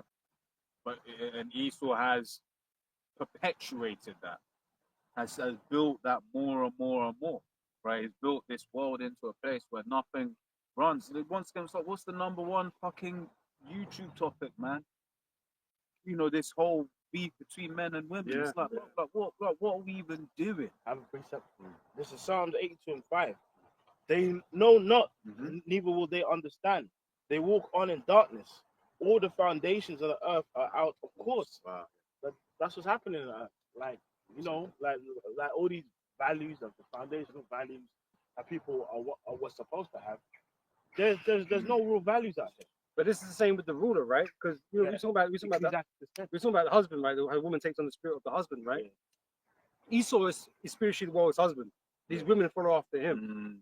This whole world is under his influence, under his vibration, so they follow in those same type of ways. And it's I don't know, some parts of the world is, you know, it's knocking on the door, trying to get people to convert to his ways, right? Some are resisting still, but they're slowly getting there, right? Because the influence, his spirit is on upon all people, right? So it's that same insatiable lust that he has is affecting the whole world, man. You know. So I was going to add to what you were saying, Salakia, about, but that's the symbolism of the harlot, if you will, because you know you be every now and then Commit whoredoms and exactly. You know, you see a nice hoe and she's looking at you this way. It's like, no, I can't do it. But that's what certain nations are in, that I can't do it, man. I ain't got a piece right now. Yeah, but we're going to do this for you, though. Well, maybe just a little bit. Just a tip. You know, and until you know Exactly. next thing you know, you're getting after it. Like, Exactly. it's like, oh, what have I done? Exactly. What have I done? And now I got herpes. I don't know. Herpes being feminism, man. That's He's the herpes, bro. You know what I mean? He just is. So every time he goes around these nations to corrupt, this is how that's the process, man. He knocks on the door, breaks you down. Oh, I can offer you this, offer you that. It's the serpent. It's the Satan. Yeah, it's Satan trying to tempt these nations. Hey, bro, just remember many years ago, there was that literally that white dude when a thick cap and he spread like HIV. Oh yeah, I remember that. They're Eves, yeah. Like, he had like all pictures of them. And it was like a stand. It was a stand because he said that Eve gave it to him back in the day. So he literally was a square ass white dude, and he had like 500 Eves, bro. Yeah, spread it. And all kind of Eves. All kind of Eves. It's like hood, Eve from the hood. Yeah. Eve from the office. Corporate office, Eve, church Eve, Let's grab this real quick. we Eve. Oh, man. Isaiah 60:2, for behold, the darkness shall cover the earth, and gross darkness the people. For Yahweh shall arise upon thee, and his glory shall be seen upon thee. What's it, Esau, man? Yeah, so this war is in complete darkness. It's out of course, out of order, out of whack. Right? The same way it was during pre-flood. And the Lord had to bring great judgment to correct that. And this is why great judgment has to occur again, man, because everybody's going against the nature that the Most High established. Right? Because nothing's functioning the way it should be. Everything's left its order. Yeah. You know? And but evidently you can't operate this way, man. Right? The Most High will not allow it, man. This is what we're trying to warn you from. It's not, you know, the plagues that you get from doing all these manners is one thing, right? That the Most High sends. But the fact that there's a point in time when the Most High is gonna fuck you then. Fuck it all. Like I'm gonna do away with you, man. That's what you really meant to be fearing the Lord. For behaving the way that you're behaving.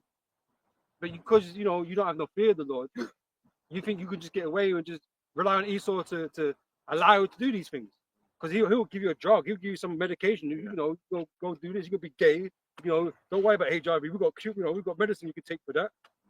Like, because he's the damn devil, but not understanding you're angering the Lord. Yeah, that's always been the spirit of like Esau trying to find Way around, yeah. Like instead of doing righteousness, do wickedness, but still trying to achieve what you want to achieve. Like, you know what? Don't be a faggot. You ain't gonna don't commit adultery, right? Like, and you ain't gonna have these diseases and viruses and STDs. Well, what does Esau push? Be a freak. Do as thou will. Do as thou will.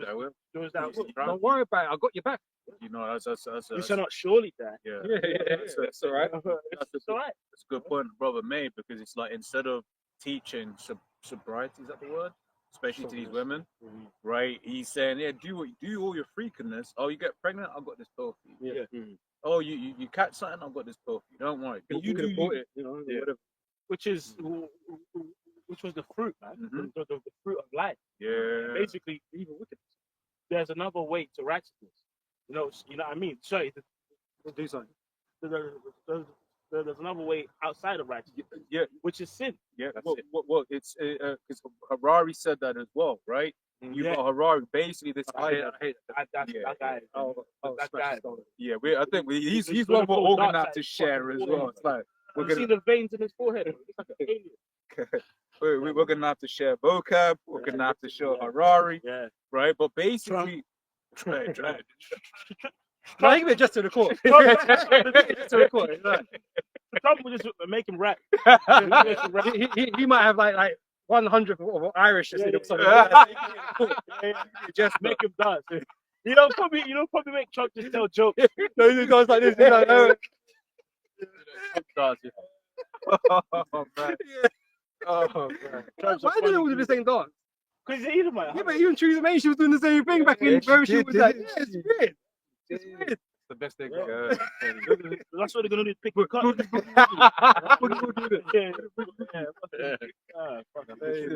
a funny dude. Well, it's like just to fit. I'll give it to the set. But basically, I'm building off of that. Right? Is this idea of both of them are basic? Both those points is basically there is no longer a punishment for sin. There's no longer a punishment for, because it's like not saying a child is punishment or whatever, but it's like catching the disease. Consequences, yeah. Because in Romans 1, it speaks about receiving a recompense of their error, which was meat. But Esau says, "Oh, yeah, you do that anyway. But there's not a consequence anymore because HIV, yeah, they take this pill. Well, again, the Bible says, surely you should not die. That's what the Yeah. serpent came to me. Or you should Basically, not die. what he's saying is that there won't be no judgment for Yeah. it. Basically. Yeah.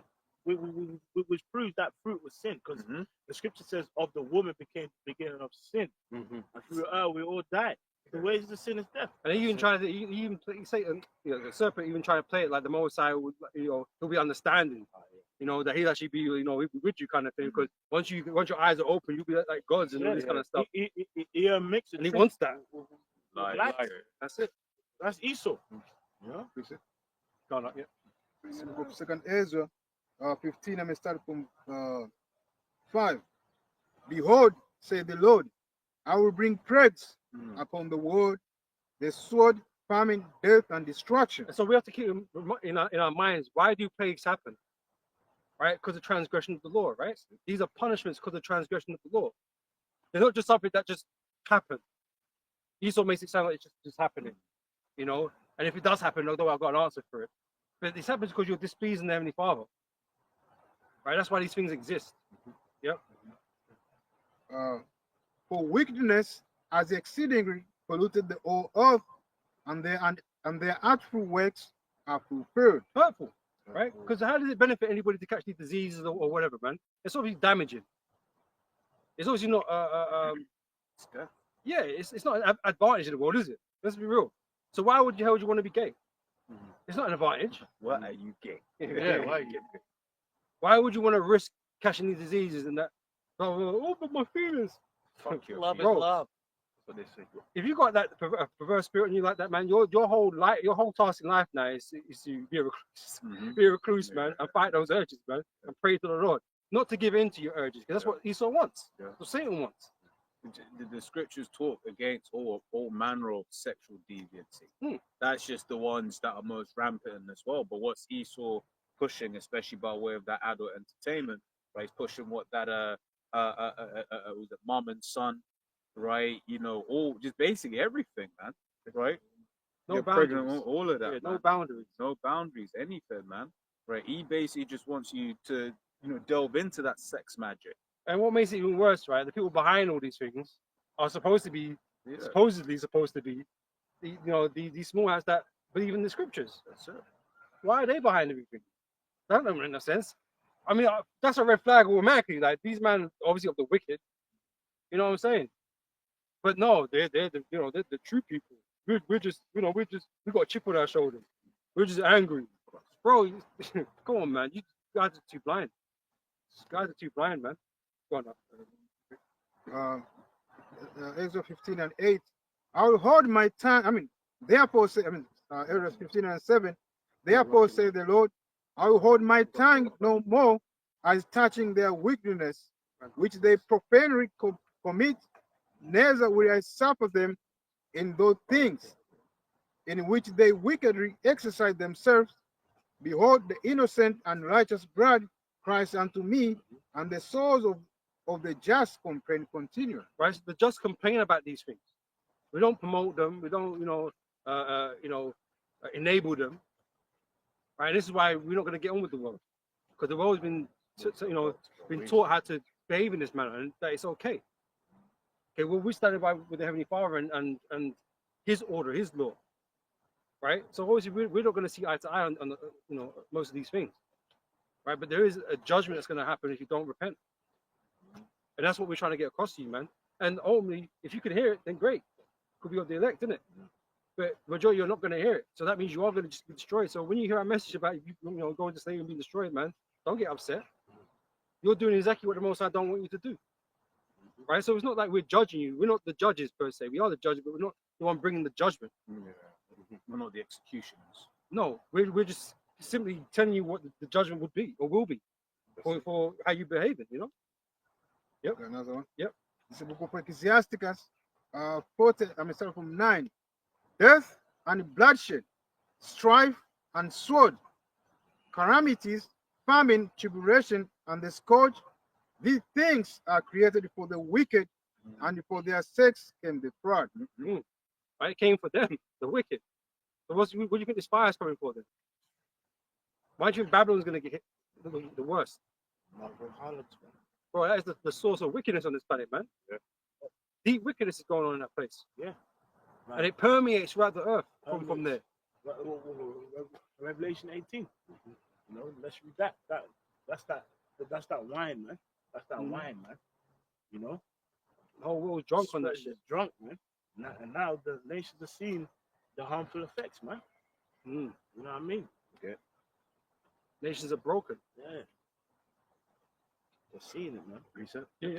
Listen, But this is why he's opening up. We didn't get to finish it. But the writing's on the wall for this place, man. Oh, Yeah, God, yeah, yeah. Everything is there to be seen that this place is on its way out. It's broken.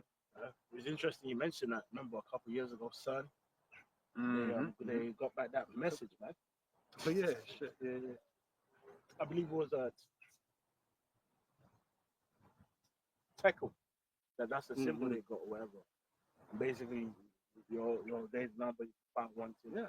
You've been waiting the balances, basically. That's right. And we've been telling you, And- believe it or not, we're supposed to be telling you this. That's what we've been telling you. It shook Right. them up. They mentioned about the whole River Euphrates and the fire that was Yeah. there, meaning the end, basically, right? Well, the X over Babylon. All of that is science. They might seem trivial to the average person, But it's science, man. but they are science. Mhm. And like I say, all it takes you to be spiritual and take a look around you, man. Yeah. And just know that none of this stuff that you think you're heading towards, because you'll be given hope with all this technology that things are going to be great in the future. Yeah. None of this is working. Mhm. It hasn't been working. Babylon's got to shine, man. Financial corruption. Yeah. Especially America. Wow. Like most of business, Yeah, these retail chains, infrastructure, they're closing down. Yeah. The airport as well. They're closing doors as well. Yeah, roads, buildings. Because you check this, every time there's been like a revolution and technology's coming, yeah, it was great for the first, however long, it made jobs and all this kind of stuff, and the economy became fruitful or whatever, right? But look where it has led us. We're in a worse position than we ever was. You see what I'm saying? And so more technology is only going to lead to worse actions, Yeah. worse ramifications, Mhm. And they talk about it. They'll talk about it. They know where it leads to, but they expect you just to be cool with it anyway. All this AI, all this, replacing jobs and all this kind of stuff. How's that going to work in the future? Mhm. Unless they've already got an answer, Exactly. which we already know where it's going. This is why the mark of the beast is near, because they're ready to pull the plug on this place and just have you live off that. And if your eyes are open, you can see that this man's getting ready. We're no longer at the point of 1,000 years. Yeah, man. Like we can't give you a spell. It might be this year, next year, whenever in it, right? We're gonna be here teaching as long as we can, depending on the environment that we're in. You know what I'm saying? But this isn't gonna be another 10, 9, 8 generations or whatever. This is gonna be no 1,000-year period, man. What the fuck does he still need to do for 1,000 years to get, He's to get his close. mark? He's there. It already exists in the world. Like, The technology already exists. What does he need 1,000 years for? I mean, can you really imagine these niggas with pink dreads? Look how quick time's moved just in the last 100 years, man. What things have been 5 built up. years since the vid. This is what I'm saying. There's a lot that's happened just in these small amounts of time. More things have happened in these small space of time than it has in large portions of history, man. There's not 1,000 years beyond this. There's no way. There'll be no Earth. It'll be just space dust. Yeah, man. So Esau knows this, and if you're spiritual, you know it, because the signs are there to show you. Yeah. And so we're just waiting. We're just waiting to see when it's gonna drop. Yeah. But we can see that it's close. Yeah, all the signs are there. You've seen what Trump is doing, going out there to DC. He basically took over DC. They've kind of half rolled it back to the point where now the DC police commissioner can maintain control of the police. But they basically said the federal government is going to. They basically said that the federal government was going to take over the police force, man. Right? And then when they're talking about, we're dealing with a crime, they're talking about you, Jake. And this is the thing that kind of got me. It's like, wait there, over here at least, all we hear about is how bad Chicago is. So it's just that you have people that are going to be like, wait, if you're doing it to DC, then how comes you're not doing it to Chicago? And then after Chicago, how comes you're not doing it to here? How comes you're not doing it to there? Until basically, it's that third restored. Mm-hmm. Because he's talking about using these the military to go into gangs and that kind of stuff, right? So what if they're criminals? Because the military is not meant to be used inside a nation. That's the whole part of the constitution or whatever, right? Even though they don't give a damn about that. but like they're not meant to, right? So if they're using it on criminals, they call gangs. When he decides to change the labels on certain people, and you become a criminal or a terrorist or a gang member, that means they can send the army after you. Because it's really that they use that T word for anyone who's Against against the the status government. quo. Yeah. Right? Anything that don't believe that, because I forgot who said it. Right? But apparently in V for Vendetta, as an example, they were coming up to people that had, say, the rainbow flag. Yeah. And stuff in there, and it goes show it's like he's just gonna start moving who he wants to get, right? Which that one we can all Because get he's the king of labels. labels. He's the king of labels, isn't it? He's labeled the whole earth, different nations, different names. He just labels everything, right? So he decides to change where you fall in things. You know, he's a high risk person, so we're gonna move into this category. You know, and now he's watching you 24/7. You know, and if you step out of line, you do something he don't want you to do. AI's watching you constantly. He's gonna send them after you, man. It's really quite. That's why they're gonna bust down your house. You know. So all it takes is one word only. One. He's a target. That's it. You know. And we know that's what's gonna happen to them in the Lord, man. Because we're the least liked in the nations. You know, Volker told us. Volker told us, man. You know, and like I say, people walk around here, they don't fucking like us, man. Got a piece up for that. You know, Sure. but that's just part of our walk that we have to enjoy. You know. This is Matthew 24 and verse. You had that Edomite bitch the other week talking shit. Remember? There's some white Edomite bitch that came out. I think it was after camp. That came afterwards. It's like, oh, why are you here? Or okay, so you're trying to get information out of us. I remember the one where it was like we said something. There are kids in this park. That might have been. She must have said that. But it was there are ones that have come up being intrigued. There was one where it was like toilets over there. It's like it's not. They don't want us around. You know, but it's tough, isn't it? We don't want you around, but we've got to enjoy you, innit? Like, so, you know, it's what it is. Quick one. Mutual agreement. Yeah. This is Matthew 24 verse 9. NOT. It says, "Then you will be arrested, persecuted, and killed. You will be hated all over the world because you are my followers." Yeah, man, and like it's not far fetched to see that, because basically with the rise of social media, the levels of indoctrination, they control what you're supposed to be upset about.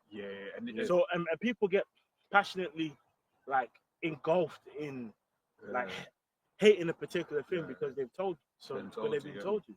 Yeah. So if you plaster us, you know, it's not, you know what I mean? George Floyd was a perfect example of that, because you even had the Edomites over here in the UK going out protesting for this guy, because they were told they should protest for that guy, right? But these times there were better examples of Jake that have been like straight up like, bro, like he weren't doing anything. Actual police brutality. But they didn't focus on them ones. Because Esau always has an agenda. Like that young Jake boy. You Yeah. say could be Emmett Till. Remember? Tamir Rest. Like, bro, it was a toy gun, man. Exactly. He smoked him. Like, Exactly. ridiculous. And there was that other Jake, man, he was autistic. And they basically shot him up with ketamine, man. His final words. Oh, man. And you could tell that man was just, he had his problems, man. They could have used that instead, but he was like, nah, that we need to evoke something else. You know, we need to use this character, and then we're gonna release it later on that it was a piece of shit. He was in that bed. He just got smoked. Yeah. That's it. But Esau does these things on purpose, man. But guess what? Creating chaos. You know, just to get, because Judah's he's an old lion, man. And, you know, right now the Lord is poking that line, man. Which then all the tribes will, you know, rise up. Go for Ezra, It says 2 Ezra 9 from the top, and it says, "He answered me then and said, Measure thou the time diligently in itself, and when thou seest part of the signs pass." Right. So who's doing that? Because you people out here might say, "Oh, well, look at the end of the world," but what are you actually doing to measure the time? Exactly. Are you actually actively looking? No, you fucking ain't. That's our job. We do that. We measure the times. And some of these witches of warlords, scholars out there, they might try to measure the time. You know, but you average people ain't trying to measure the time for nothing. You want this place to continue, so you're not looking for its end. You know, it's actually mad because I think about that, and I've been thinking about that a lot recently. I've been like rewatching Sabrina, and one of the things that in the early seasons they really touch on is this idea of the mortal. Well, obviously, Sabrina's a witch, effectively immortal, right? And then just constantly talking about, but like the things that they care about, the things they think about, they're basically saying they're thinking on a mortal level, Superficial. They're not thinking on these bigger things, and that's like I was thinking about. It's like, bro, that really is the life that because when you hear these people that your family members or this that, and the other, oh, why don't you do this? In your mind, it's like, well, I'll do it in the kingdom, man. I don't need to rush and do that now. Like you look at the average person who does this guy here, for instance, like you think he's thinking about? I don't think we want to know. You're right. Yeah. But like, I know it's not on the kingdom. I know it's not on the end of this world. I know it's not on any of those things, man. Because you get a lot of people that are a little bit make a hand sandwich. Hand sandwich is wine. That gammon. Wine and cheese. Wine and cheese. prepared, isn't it? Yeah. No, yeah, pork scratchings. Yeah. I was gonna say you get people that they understand that this society is done. Yeah. But they're thinking that there is something else, that it's gonna be Continuing Moab. Yeah. Right, it's gonna be okay, American kingdom, change your hand, same type of place, right? That this life as it is basically is gonna continue, right? But we're coming through the Spirit and Pavi Alba Hashem Yashai. So no, this is it. This is the end of wickedness. And when you think like that, it affects every decision that you make. Yeah. How you think. Yeah. I was explaining to bro who's on the conversation earlier. It's like I operate in such a way that it's hard for other people to understand because of how I perceive things now. Yeah. You know, I'm not my mindset is not really locked in here. Like, it's not. Yeah. So it's hard to explain something like that when their mindset is here. Yeah. So it sounds strange. Yeah, like even us, especially now, like even us brothers that have like young children or newborns. Man, I'm not thinking about my daughter being 19 years, man. I'm thinking of 19 in the kingdom. Yeah. I'm not thinking about my son being 25 or older and he's gonna get married and I'm gonna put on his tie for him. I ain't thinking about that shit, bro. I'm thinking about us chilling in the chariot together in the kingdom. But the people that are around us, once again, this idea of the mortal mind versus the immortal, the people around us aren't going to get that. Mm-hmm. They aren't going to be like, wait, why aren't you saving up for their university? They're going to have Exactly. But even last night before Jake, who I kind of know, he calls himself doing well now. So he's a broker for life insurance. Nice.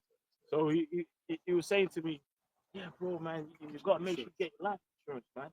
So like, when you go with your kids, I'm like, bro, my life insurance is truth. Like what what I mean? Because that's what it is. Because even if we pass for this faith, at least you're going to be raised back up in the kingdom. That's right. We follow. Because in reality, what is money going to do for them at the end of the world? Money ain't going to mean shit. So what's the point of trying to hold money for the end? It's a nonsensical thing. I have a precept. Oh, okay. Can I go through that?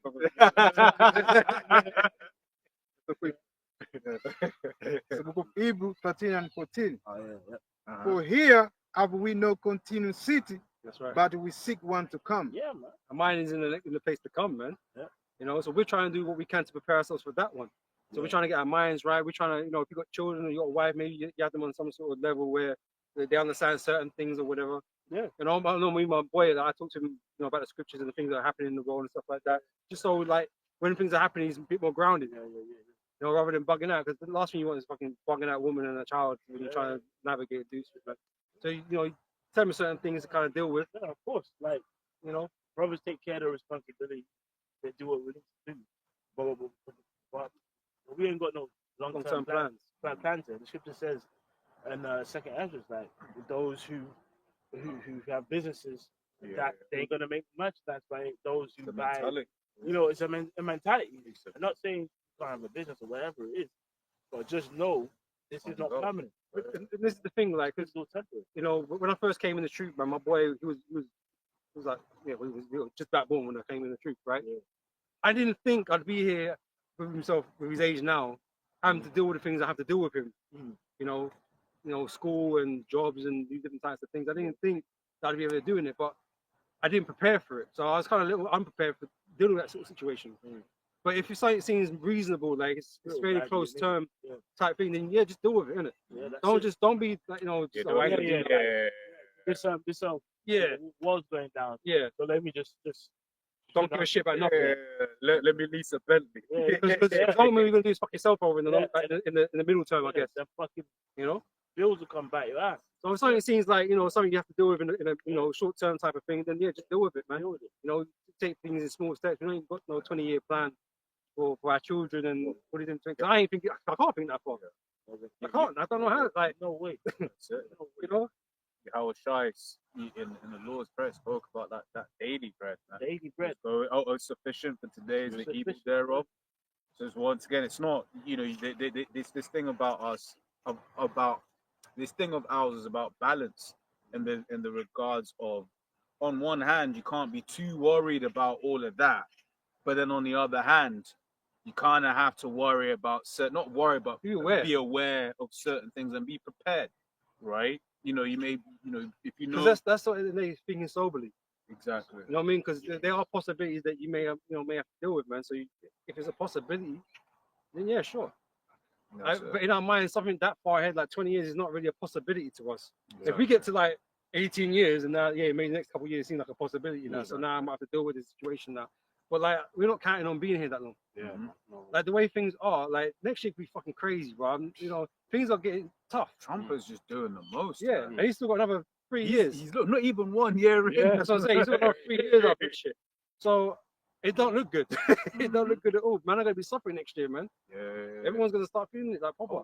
Once again, 300,000 Eves lost their jobs in Yeah. 3 months, man. The mark of the beast is close, It's man. close.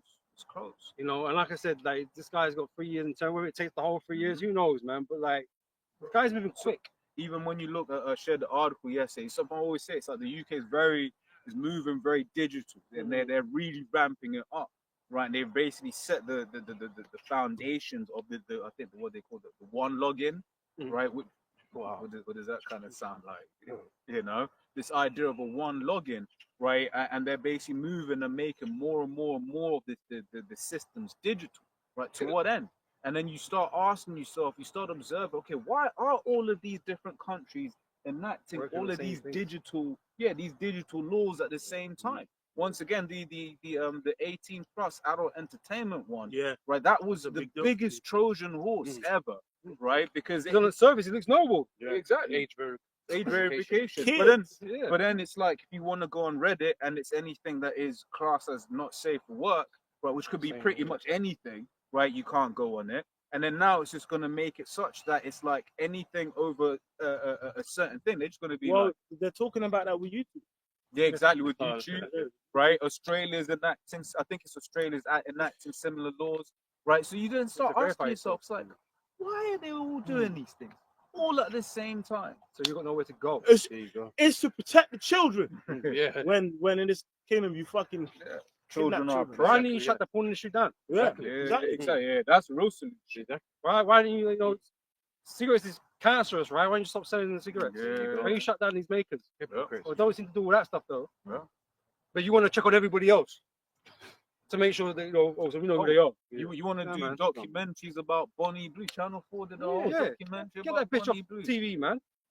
That 20, bro. I still can't believe she's 26, bro. She looks like she's Yeah. a Done out 40 here. She looks like a 40-year-old cougar, bro. Damn, Fuck fucking lobster. that now, bro. That's a diss in the heart. Lobster. Rid as hell, man. Yeah. But it goes to show you, though, it's just like, and that whole thing is a psyop. I'm sorry, that's a psyop. Why, just like Andrew Tate, why is she constantly being given this much airtime? Man? Yeah. You know, she's probably look into her hair, she's probably an Amlakite or something, man. Don't be surprised. It's an embodiment of feminism right there. What Yeah, have you I've got? got a piece. Yeah. I've got a piece of what brothers were mentioning earlier. This is James 4. You know, about not being here too long. James 4 verse 13 NLT. It says, "Look here, you who say today or tomorrow we are going to a certain town and will stay there a year. We'll do business. We'll do business there and make a profit. How do you know what your life will be like tomorrow?" We don't. Right. This is why we can't give you a time either, man. Yeah, We have to take every day as it comes. And yeah, like I said, you might have short-term, things you doing. Yeah. Places you are, or all these types of things. Like tomorrow, I assume I'm going to be in the same place I am today. Yeah. But it's like I don't know what's going to come next year. Like even if you got savings, when the economy crashes, brother, they're gonna be like, no, my $5,000 or 10, whatever you got. You're gonna be like, finally, man.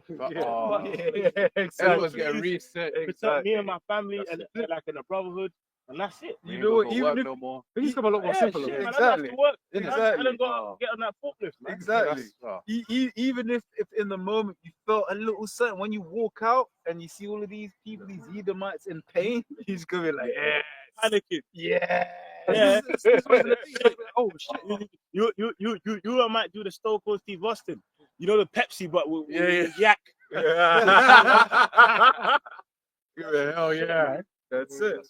You know, because that's it. It's like, yo, there is mass pain coming to this world, man. And it's like, hey, what the scriptures talk about laughing at your calamity, man. Yeah. When I was referring to like, laughing at Jakes, I didn't want to get this thing of ours, but we're gonna be laughing when all of these people are suffering, man. Because ain't nobody gonna feel worse than those that are invested in themselves in this world, man. Yeah, exactly. Yeah. I have a quick scripture.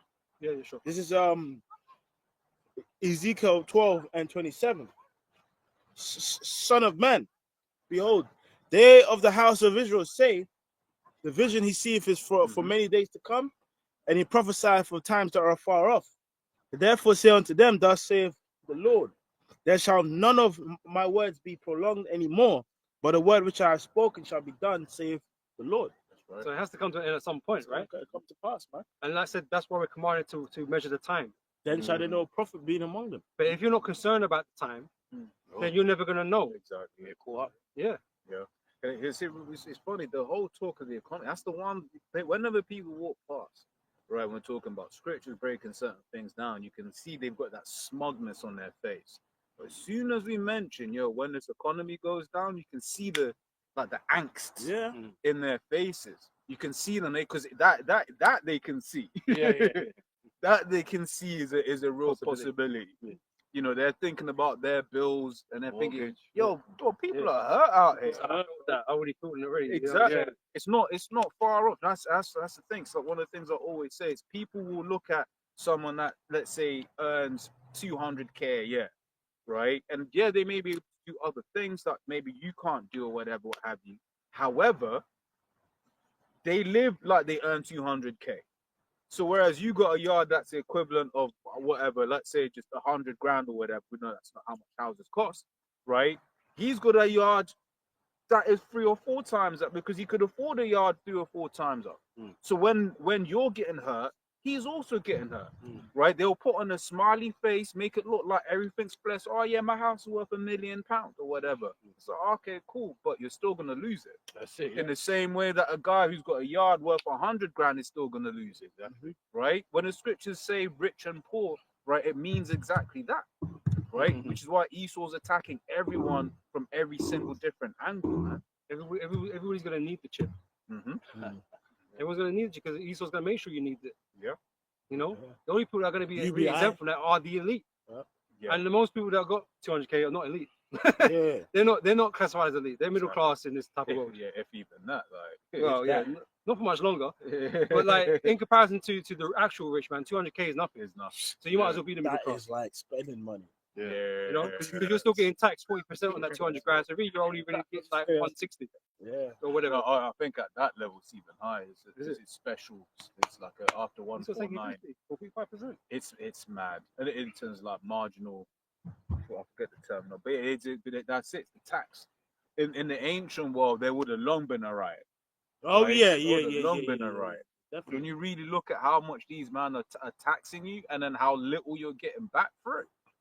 Who was that elite that made that quote of American people? Like if they knew What the Tom, it's Ford, isn't it? Well, yeah. It's Ford, Yeah. He basically said if Henry Ford. if the people of America knew truly what the economy was about, they'd be right to the morning. You know, but this is why we've got movements going on right now. Hey, shut up, you're about to shut up. Stop. But this is why we've got movements going on right now. You've seen Gary Economics, you've seen him in that. You know, they're getting people on that movement, right? Talking about taxing the super rich, right? Because all the government wants to do is tax working people. Even the tariff, the tariff for the people. I mean, It benefits the rich, right? But everybody else underneath that suffers. And it's the same with the UK government. Oh, you just said something. Oh no, yeah. Yeah, same with the UK government. They're in debt. That's like all these nations are in debt. They need to bring money up from somewhere, right? And so usually they'll take it out of services or you know, they'll raise national insurance, tax, or whatever, right? But it usually affects little people, right? The elite have got ways to avoid all kind of taxes and shit. So it's like it's nothing to them, right? But they can't take from the poor anymore. There's no more money down the bottom. We do that fucking food banks and shit. You know what I'm saying? They're making decisions between food and heating. People dying in the winter and shit. Yeah. You know, so they can't take no more because then it'll be fucking crazy. It'll be riots out here, man, for real. Right? So you go to those with a bit more money, you know, middle class, because they got a bit of change still. You can take from them. You know, you're not going to put them in abject poverty, but you're going to make it hard for them still because they actually own, well, Believe. Yeah, I mean, most of them probably own something like a house or something, right? But they have to pay for. So you're going to make that life hard for them still, right? But the elites, they get off with it all the time, right? Because they're afraid, or they're going to move country and all this kind of business. Yep. And they've got schemes and methods. So there's one method that I found out about recently, where it's like one of the ways to lower your tax bill is you can invest in a company. The company goes down, the HMRC will pay you back. The company does well. The company does well. You made a profit from your investment. We can't do that. You know what I mean? We're not even in a tax bracket where that's even tax effective. You know what I mean? But they have so much more at their disposal, things that they could do, right? But like I said, they are generating more wealth. But everybody else is getting less. Yeah. Right? So exactly what the WF, you know, his goal is, right? To take everything. Own nothing. For people to own nothing, right? Because they seem to think, well, that's pressure on you to earn money and do this and do that. We're just going to give you what you need, and you're going to be happy. But you're going to own nothing.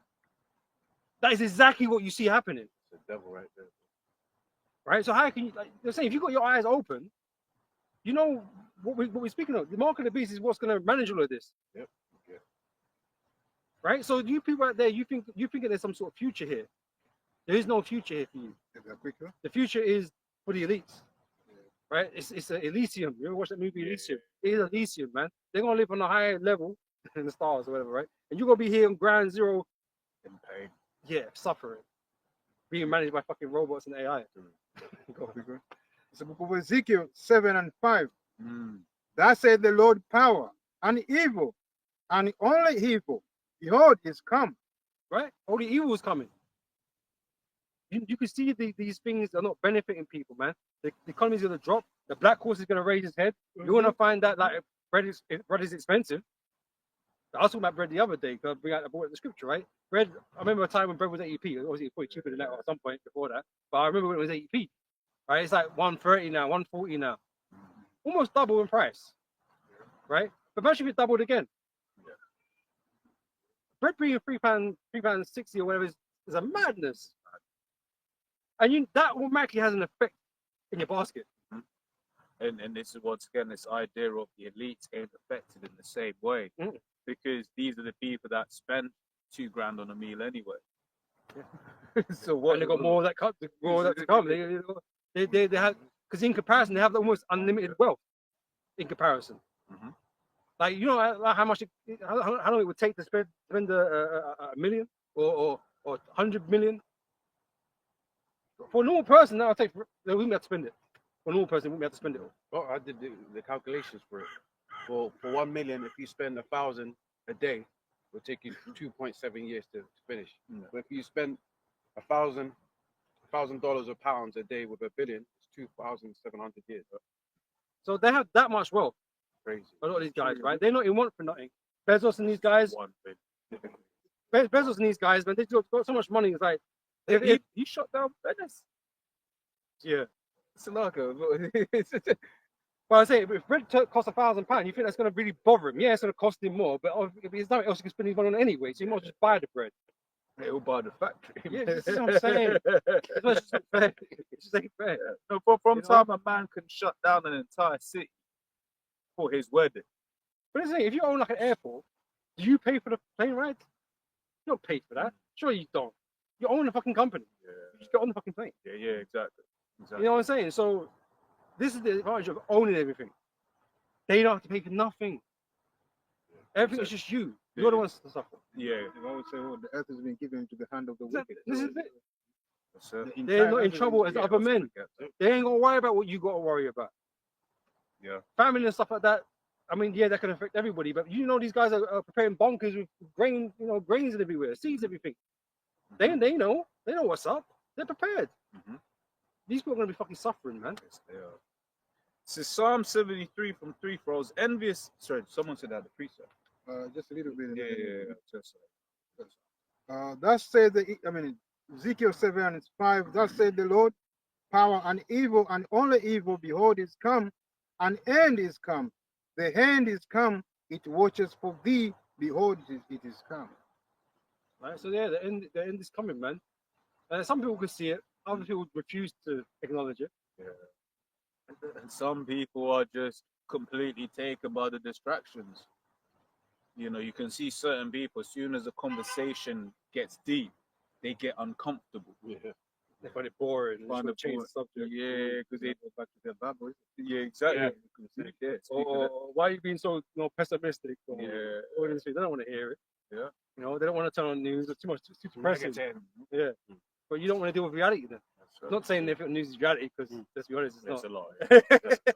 But the world is in a state, a real bad state. And what's affecting other nations is going to affect here too. Yeah, and that's the beautiful thing. What was it? London Has Fallen. Yeah, it's one of my favorite scenes because it was deep. It was like for far too long the war has been over there. Yeah. Right, and you really think about it because when he said it, I was like, right, it's real. Because at that time I was like, bro, we had been at war with Afghanistan for like 20 years. Yeah. I never saw it. Was I ever scared? Yeah.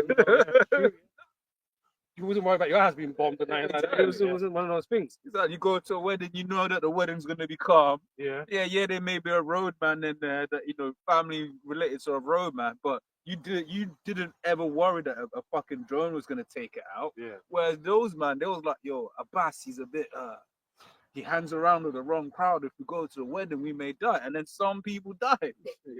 Go weddings get taken out. Even the point of food as well. Most of food is being wasted in this Western Hemisphere compared to the underdeveloped countries. Exactly. So there's a time when when the table changed, It's a shift. yeah, And it's gonna, yes, and it's gonna hurt these people, man. So even like when I go visit my mom every now and then, it's like, and one thing that always shocks me is how little meat they eat. Whereas like here, you Put steak on your plate, isn't it? you put steak, whatever, or you go walk past like a chicken shop and you're seeing bare chicken in the chicken shop. Mm-hmm. Whereas in certain parts of the world, it's like you're having chicken, you're having just the one drumstick, and that's it.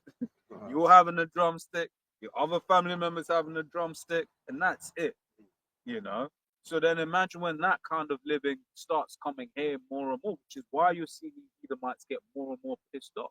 Because they're looking for someone to blame, and that someone they're being given proof that it is Jake, right? But it's really your leaders. Mm-hmm. Trump throwing tariffs everywhere. Exactly. All this devaluing these currencies and that. Also, you're going to push your food prices up. Yeah, because your wages are coming down ultimately. You're not keeping up with inflation. Mm-hmm. Yep. So I was going to say, so it was this one of the new rules that came in tariff-wise. I think the name was something like de minimis. It was exemption.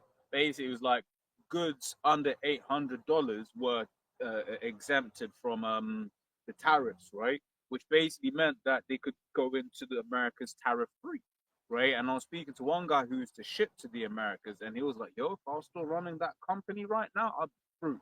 Because when you're shipping something that is that low, that is below that, and then suddenly it goes up by 15, 20% in price, all of a sudden people don't want it. People don't want it. Say, and then the other rule being as well is like now they're billing on the origin country as opposed to the shipment country.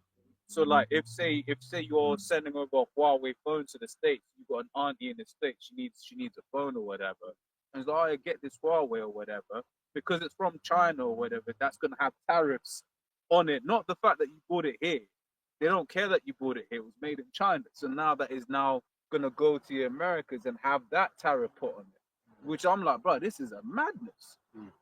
So really, that then is a double. That's a multiple tariff because if you paid tariffs for it to come to the UK, and then you're paying tariffs again for it to go to the United States. It's madness, and it's like, how are people going to survive? How are small businesses going to survive? The answer is that they're not meant to survive. That's right. That's right. You can grab this unless you got something quick. I've got Yeah, I don't. Is it yours quick? Yeah. Yeah, get yours first. Get yours first. No. Okay. Go. Psalm 73 from 3 says, for I was envious at the foolish when I saw the prosperity of the wicked. For there are no bands in their death, but their strength is firm. They are not in trouble as other men, neither are they plagued like other men. Right? Because they're given the power. Mm-hmm. Yeah. Cool. Yeah. It says, therefore pride compasseth them about as a chain. Violence covereth them as a garment. Their eyes stand out with fatness. They have more than heart could wish.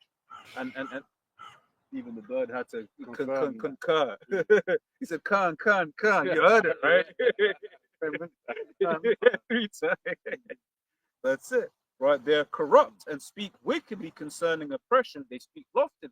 While you're hearing them more and more, they be diminishing. Is that the word? But basically, looking down on the plight of Jake. Like, oh, that was it. He wasn't that bad. Oh, it wasn't that bad. We're gonna find out for 1,000 years. You can confirm. Yeah. Gonna run a little experiment. You know. It says say again. 1 week per day. Exactly. Since they said this bro's gonna be kind to his Edomites. No, wait for a minute. Come with some in. That's right, boy. Oh man. Since they set their mouth against the heavens and their tongue walketh through the earth, therefore his people return hither, and waters of a full cup are wrung out to them. And they say, how doth the Most High know? And is there knowledge in the Most High? Behold, these are the ungodly who prosper in the world. They increase in riches.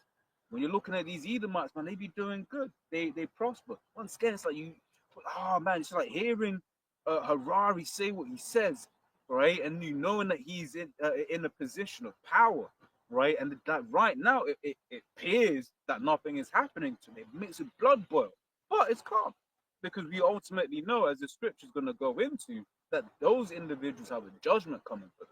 Yep. Right? It says verily, and it's not blood boil because it's like weekend, more just like, yo, how you gonna speak bad about the most? You're just like, yo, that's the most high, bro. It's absolutely madness, man. Yeah. The fact that you can be so proud to utter such words, right? Because you read, and again, it's even worse that you're claiming to be the people. You're small hat. You're meant to be the most devout of all people on the earth. But it just shows you and your people are frauds, man. Nothing but damn fucking frauds, man. Because it's not meant to be one of you that's an unbeliever. But here is you're playing the role of Satan, going against the Heavenly Father, man. And you got too much to fucking. Your mouth's too big, man. Yeah. Talking too much. And that's why something bad's gonna happen to you, man. Right. So verily I cleanse my heart in vain and wash my hands in innocency. For all the day long have I been plagued and chastened every morning. If I say I will speak thus, behold, I should offend against the generation of thy children. When I thought to know this, it was too painful for me. Until I went into the sanctuary of the Most High, then understood I their end. Because it's a reason why I like this priest. Because at first, you can kind of, it's almost like telling a story of someone on their bed, just like meditating. Right, because certain times you may be out and about and you be seeing, like, for instance, if you like go through Chelsea, walk through like Chelsea and that, seeing how these Edomites be living good, and you see, they got that kind of carefree glare in their eyes, right? And it's kind of like, it makes you go, right? But then what this is going into, because at first you look at that, but then the spirit will come back on you. It's like, Well, these are Edomites anyway, man. This is just for this is their kingdom, right? And this their kingdom's done, right, for a set time. So it keeps us balanced, man. Because we don't get too overworked up about it. Exactly. Because it's easy to get angry with the shit that's going on, right? That's it. But we know they're at our end. So we know it's not going to last. This is their time, and this is our time to be under these curses and have to endure these things. So we just take it as it is, man. But we know these devils are going to fall eventually, and once they fall, they ain't going to rise again. Yep. Surely thou didst set them in slippery places. Thou castest them down into destruction.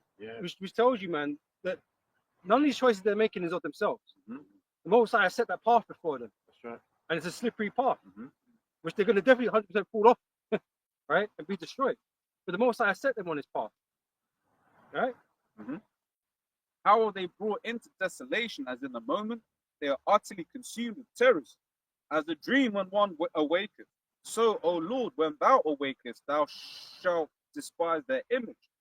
Thus my heart was grieved, and I was pricked in my reins. So we kind of link this up now with Revelations 13 and the image of the beast, right? The Most High despises what he's created on the earth. Heavily despises it, man. And this is why we stand here claiming those things. Proclaiming those things the Most High despises and hates, because we hate it too. And you can't expect nothing to happen other than what is about to happen. The Lord flooded the earth one time before, brought great judgment upon the earth, man, because of such things. But you're here trying to play that role again. You've only got one outcome. Yep. So foolish was I, and ignorant. I was as a beast before thee. Nevertheless, I am continually with thee, and thou hast holden me by my right hand. Yeah, that's pretty much all I wanted for that one. Yeah, but once again, it's just that idea of, he's right now. He's doing good. Right now, he's got the fatness of the earth, right? But that's why you've got all of the different symbolisms and imagery throughout the scriptures. For instance, one, right, you go back to the birth of Jacob and Esau, right, and then the imagery of Jacob holding the heel of Esau, right, representing the fact that he was going to be taken down, which is why, and it expounds more about that in 2nd Ezra, the 6th chapter. Then also you've got the statue in Daniel, and where was it hit, man? It was the feet, right? And that rock that hit it was representative of Yahushua, basically coming in and taking out this kingdom. Daniel 7, when it says the saints, right, shall take the kingdom, right? Not of ourselves. Yahushua, the Lord is going to send his son, Yahushua, to come and do that for us. And that is Esau's end, right? That's why it was Ezekiel 28 and 9 as well, speaks about, will thou basically be a God before those that take thee down. Whereas no, you're going to be a man, right? Right now, Esau has elevated himself to God's status above what he is. Exactly. But the Lord is going to remind him that he's just, remind the world that he's just the basis of men, right? Well, it's not even that he's the basis of men. That the Most High is the Most High. Yeah. Because it's going to glorify his name. Look, it's not. This is the thing. Esau is so fucking insignificant. Ultimately, it's not about proving the world that he's not anything. We already know he's not nothing. The Most High already knows he's not nothing, man. Right? The Most High is going to show the world that he is. That he is the one that everyone should be fearing. God, because Isaiah 45:15 says, "Verily thou art the hidest thyself." Right? Because it's probably really good to think about it. The Lord allowed these nations to put his children into the most abject slavery. I think it was not reckoned among the nations.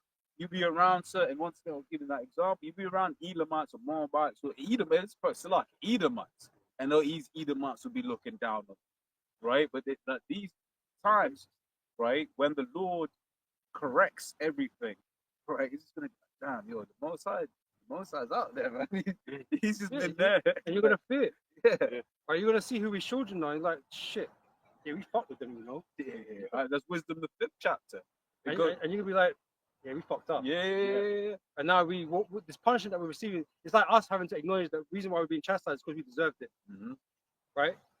We sinned against the Lord, so we receive his chastisement.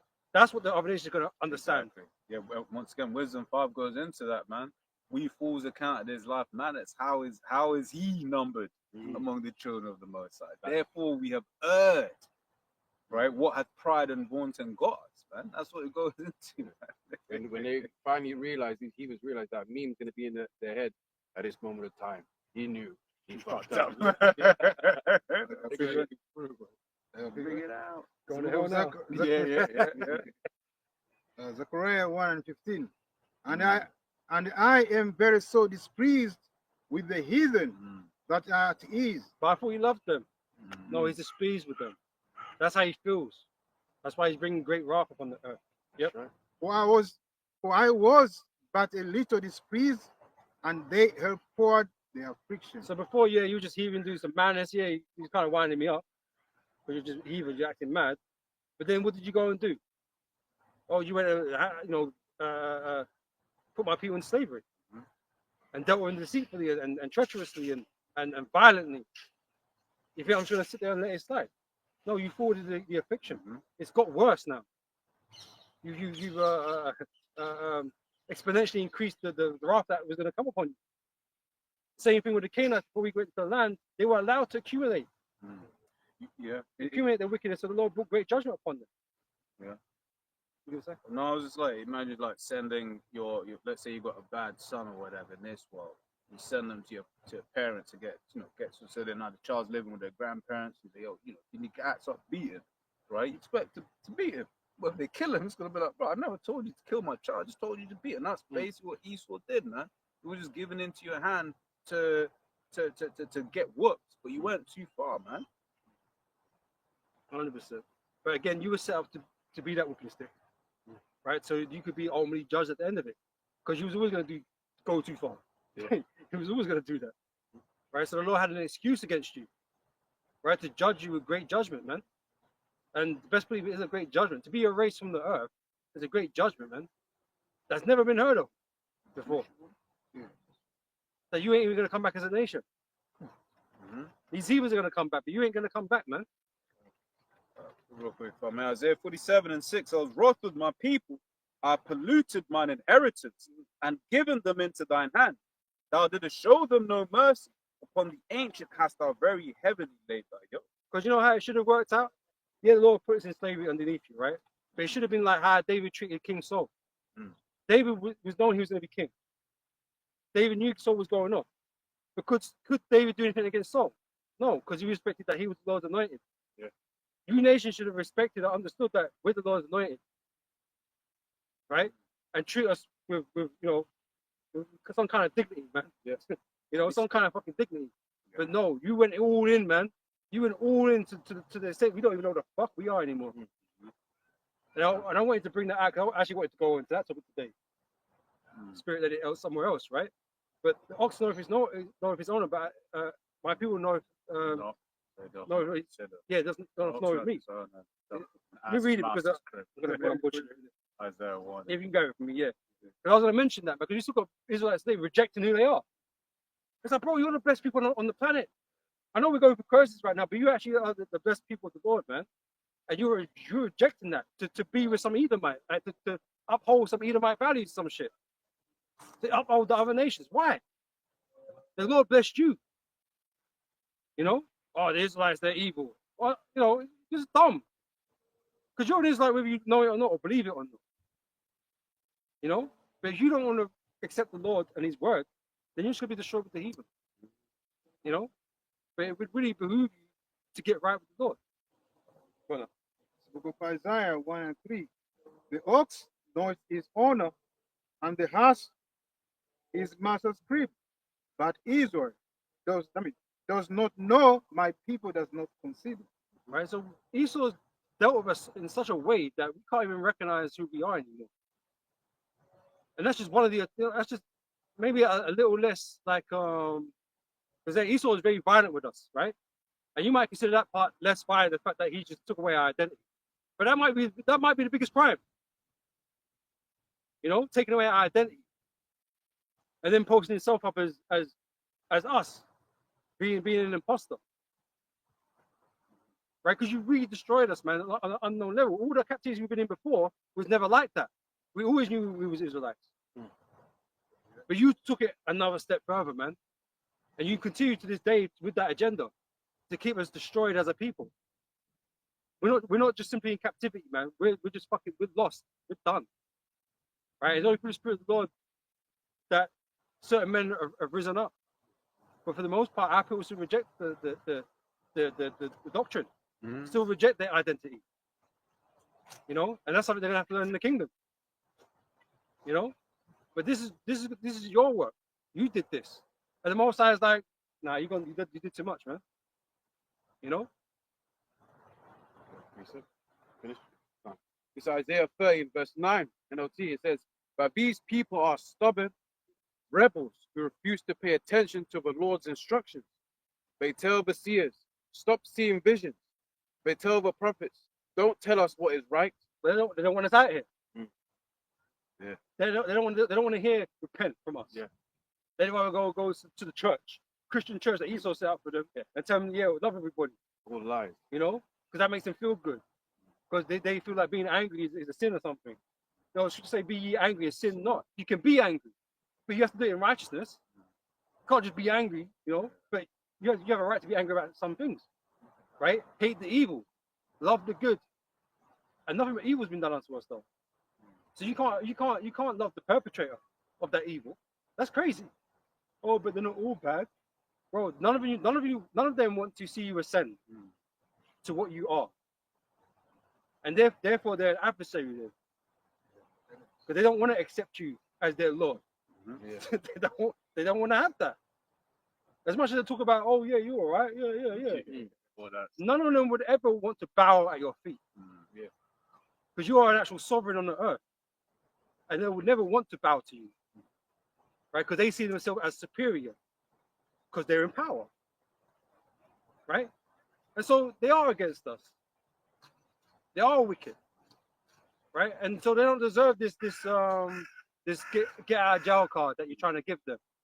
Because you ain't got it to give it anyway. Because the Most High ain't giving no one a get out of jail free card, man. It's all plain in black and white. Yeah. But you reject it because you don't want it to be that way. You're stubborn. Because Esau got you loving him, man. The Stockholm syndrome effect. That's it. Most rejections they come with the speed of Saul, you know, because when Saul was commanded by Mosiah to kill, the king of what? Midian, I believe. Okay.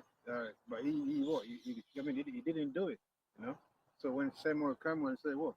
You You talking about Agag? Exactly. He's Agag. You talking about Agag? Yeah. The Amalekite. Yeah. So Mosiah said, "Well, through Samuel, Mosiah said, well, he rejected Saul. So the same way these two for people. Mosiah reject them the same way because they don't take heed of the word of Mosiah. rebellion is as a sin To of the witchcraft. In fact, that is someone there because Okay. Proverbs 1, isn't it? You know. Actually, Verse 10, it says, they tell the seers, stop seeing visions.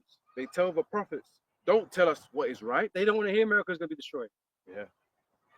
They want America to thrive and to long live America. Because they see a world for themselves here. And that's why I said being invested is going to be the biggest part of these people's downfall, man. Being invested here is going to hurt so much more than it's going to bother us. Oh. Yeah, it's going to be uncomfortable for us, but we want this place to go. So it's like, we don't care. Scripture says where there is no vision, the people perisheth. Because for us, we can see the kingdom, right? We can see the downfall of this place. We can see, right now you see brothers are changing stance, as the ankles are, a bit, back, exactly. You see every now and a little bit of a shake and stuff like that because we're like, but we understand that this ain't forever, right?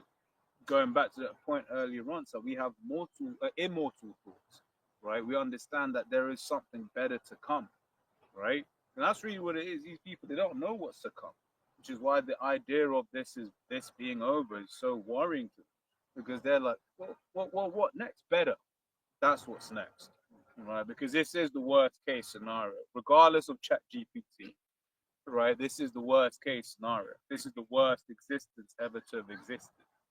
Okay. and walking chopping their love. That's mad.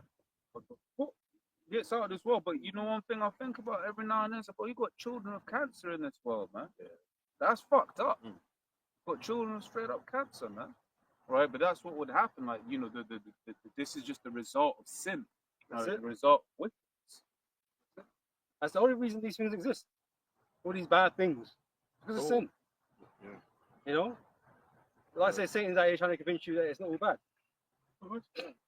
Just carry on doing what you're doing. Nothing to see here. Reset. Isaiah 24 and verse 4 NLT. The earth mourns and dries up, and the crops waste away and wither. Even the greatest people on earth waste away. The earth suffers for the sins of its people, for they have twisted God's instruction, violated his laws, and broken his everlasting covenant. Therefore, a curse consumes the earth. Its people must pay the price for their sin. That's right. Right. 24 and 5 in the NLT. Yeah, beautiful. They are destroyed by fire, and only a few are left alive. And that's what these people don't want to accept, don't want to acknowledge. The fact that the Lord has instructions. But Esau tells you, oh, don't worry about the instructions. Just listen to me, because I know better. Oh, well, because take my words in my mouth. Yeah, since you hate yeah, instruction. that's right. You hate instruction, man. And that fire is the second death, you know, which is going to come by the way of nuclear missile and concentration fire from the child of the heavenly Father, man, to ban the wicked, you know. It's necessary. So all that do wickedly. So, right, and that's why the only elect are going to be saved ultimately. Right, and then in the kingdom, the rest of our people are going to come back as our children. But these people are going to have to be punished for the transgressions, man, for the wickedness in the earth. And so this is not a save everybody mission. The Lord is a part of this. Part of the mission is judgment. You know. Yep. Any more? That was it. On that, yes. Yeah. It's the book of Isaiah 31 and 1. We start from 1. It says, woe to them that go down to Egypt for help, and stay on horses, and trust in chariots, because they are many, and in horsemen, because they are very strong. Because you see the power of Esau, you see the wealth that he's accumulated, the technology that he has. You think that this guy's gonna be head of the ship forever, because he's just doing more and more, right? He's building these next things that are gonna, do X, Y, and Z. Got AI, got all these different types of technology he's got going on, right? And you just think, yeah, he's got the future sealed for him, and then we're just gonna follow him, and we're gonna be all right. But like I mentioned, all this technology that he's brought into this world, are you doing it right? Are you doing it right now, or does it mean that further down the line you're gonna do worse? Because like I said, Esau, he ain't telling you what he's got this technology for. He ain't telling you why he's rebuilding it. Or even the fact that he legalized like assisted suicide as well. I'm just there like, yeah, he's just gonna make so that certain, or especially like older people, that they just choose to off themselves, man. You know. So Murder Esau from the is a murder from the beginning. Because let's take a look at technology in a really type of way, right? Because the same decision they're making now is the same as they made back in the previous revolution, right? If you, as a businessman or economist or anything like that, politician that deals with like progression of a nation, right? How does bringing like machinery? Yes, it helps build things quicker, right? But what is the need of something being built quicker? If you know you're going to displace a whole bunch of people at work by bringing the machines, how does that help people? It only helps the people making the things, which are the rich, and that is the pattern you see. The rich are are benefiting off the technology, right? Yeah, you get your job and it's easier. Yeah, your job is easier now. You can different types of tools or whatever, right? But eventually you're surplus the requirements, and then you have to go find another job. You get pushed down the chain of good jobs. And then now the guy that used to work at a Google is now working at the Amazon factory, and the guy that would have worked at the Amazon factory can no longer work at the Amazon because you just get that displacement. Yeah, you get pushed further and further down. Yeah. But they're able to go up and up and up. Yeah. Right. So again, the next decision is being made with the whole AI thing. Is like, oh yeah, we're gonna bring in this AI. Yeah, it's gonna benefit the owners of these companies because they're gonna save money, right? They're gonna do things quicker. Right, they're going to sell more products or whatever all across the world, right? But who's not going to benefit so much? And then the worst case is Then when everyone's lost their jobs, who's gonna buy the products anyway? So, like I say, so Yeah. if you're a real business person or an economist or like a politician that deals with building, like I mentioned, how does that make any sense? There's a sustainable way to do something, sustainable growth, but it's been rapid. Growth has been rapid, Oh, That's my why- knowledge shall be increased. right? Knowledge shall be increased, but also the devil will come with great wealth because you have a short time, because he's on a short time span. That's why things have been moving rapid, because the Most High is pushing it forward. Right, so a lot's happened in the last 100 years. Yeah. A lot has happened, right? And brother just mentioned since COVID, a lot has happened. In short space of time, a lot is happening now. Before we had chariots for Yeah. thousands of years, just having chariots. Most of human history. Yeah. Within the last maybe 200 years, well, when the first What? car come out, What? But late, 1910 early 1900s. or something. Yeah. We've got engines in cars. Yeah. We don't need horses no more. Yeah. Horses got made redundant. Now I don't Yeah. know what they're doing. What are the horses doing? Mhm. I don't know what horses do. I don't know what they're doing. What do you call it? They're being ridden in Chelsea. Yeah.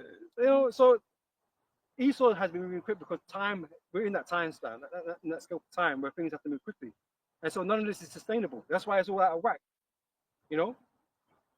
Everything is being brought to judgment. And hence why there's so much people on the planet too. As you said before, Population's grown exponentially in this time also. Despite there being abortion clinics and all these things like that. I mean, this growth has been rapid. Right? There's 8 billion people on the planet now. Yeah. It's all because we're in this end time. That's that. Right? And judgment is about to take place. You know what? That's even funny. Just like, I know you got a point, but it's even interesting because it's just like we're now at a point where when you're looking at a lot of societies, the birth rate is now on the cliff. Where it's just like you get certain cultures. Like, I didn't even know Italy was bad as well. Oh, yeah? Yeah, it was South Korea is the Because worst. they're fucking broke. Bro, They're people- broke. Yeah, they're showing the children of man is. yeah. Like the was so hard. That they did. That's also a real factor coming in Exactly, too. yeah. Man, testosterone levels are way down compared to like even just last generation type Yeah. thing. So that everything that you've watched or seen in movies, I know you make fun of because it's in a movie, but look at where you're going. Exactly. Look at what's happening. Is it not similar to what we're watching? Yeah. But if big it, you say what you wanna give them in like a concept to me. So, for contraception. To women Yeah. to block them in Exactly. babies and stuff Yeah. like that. Because humans are a problem.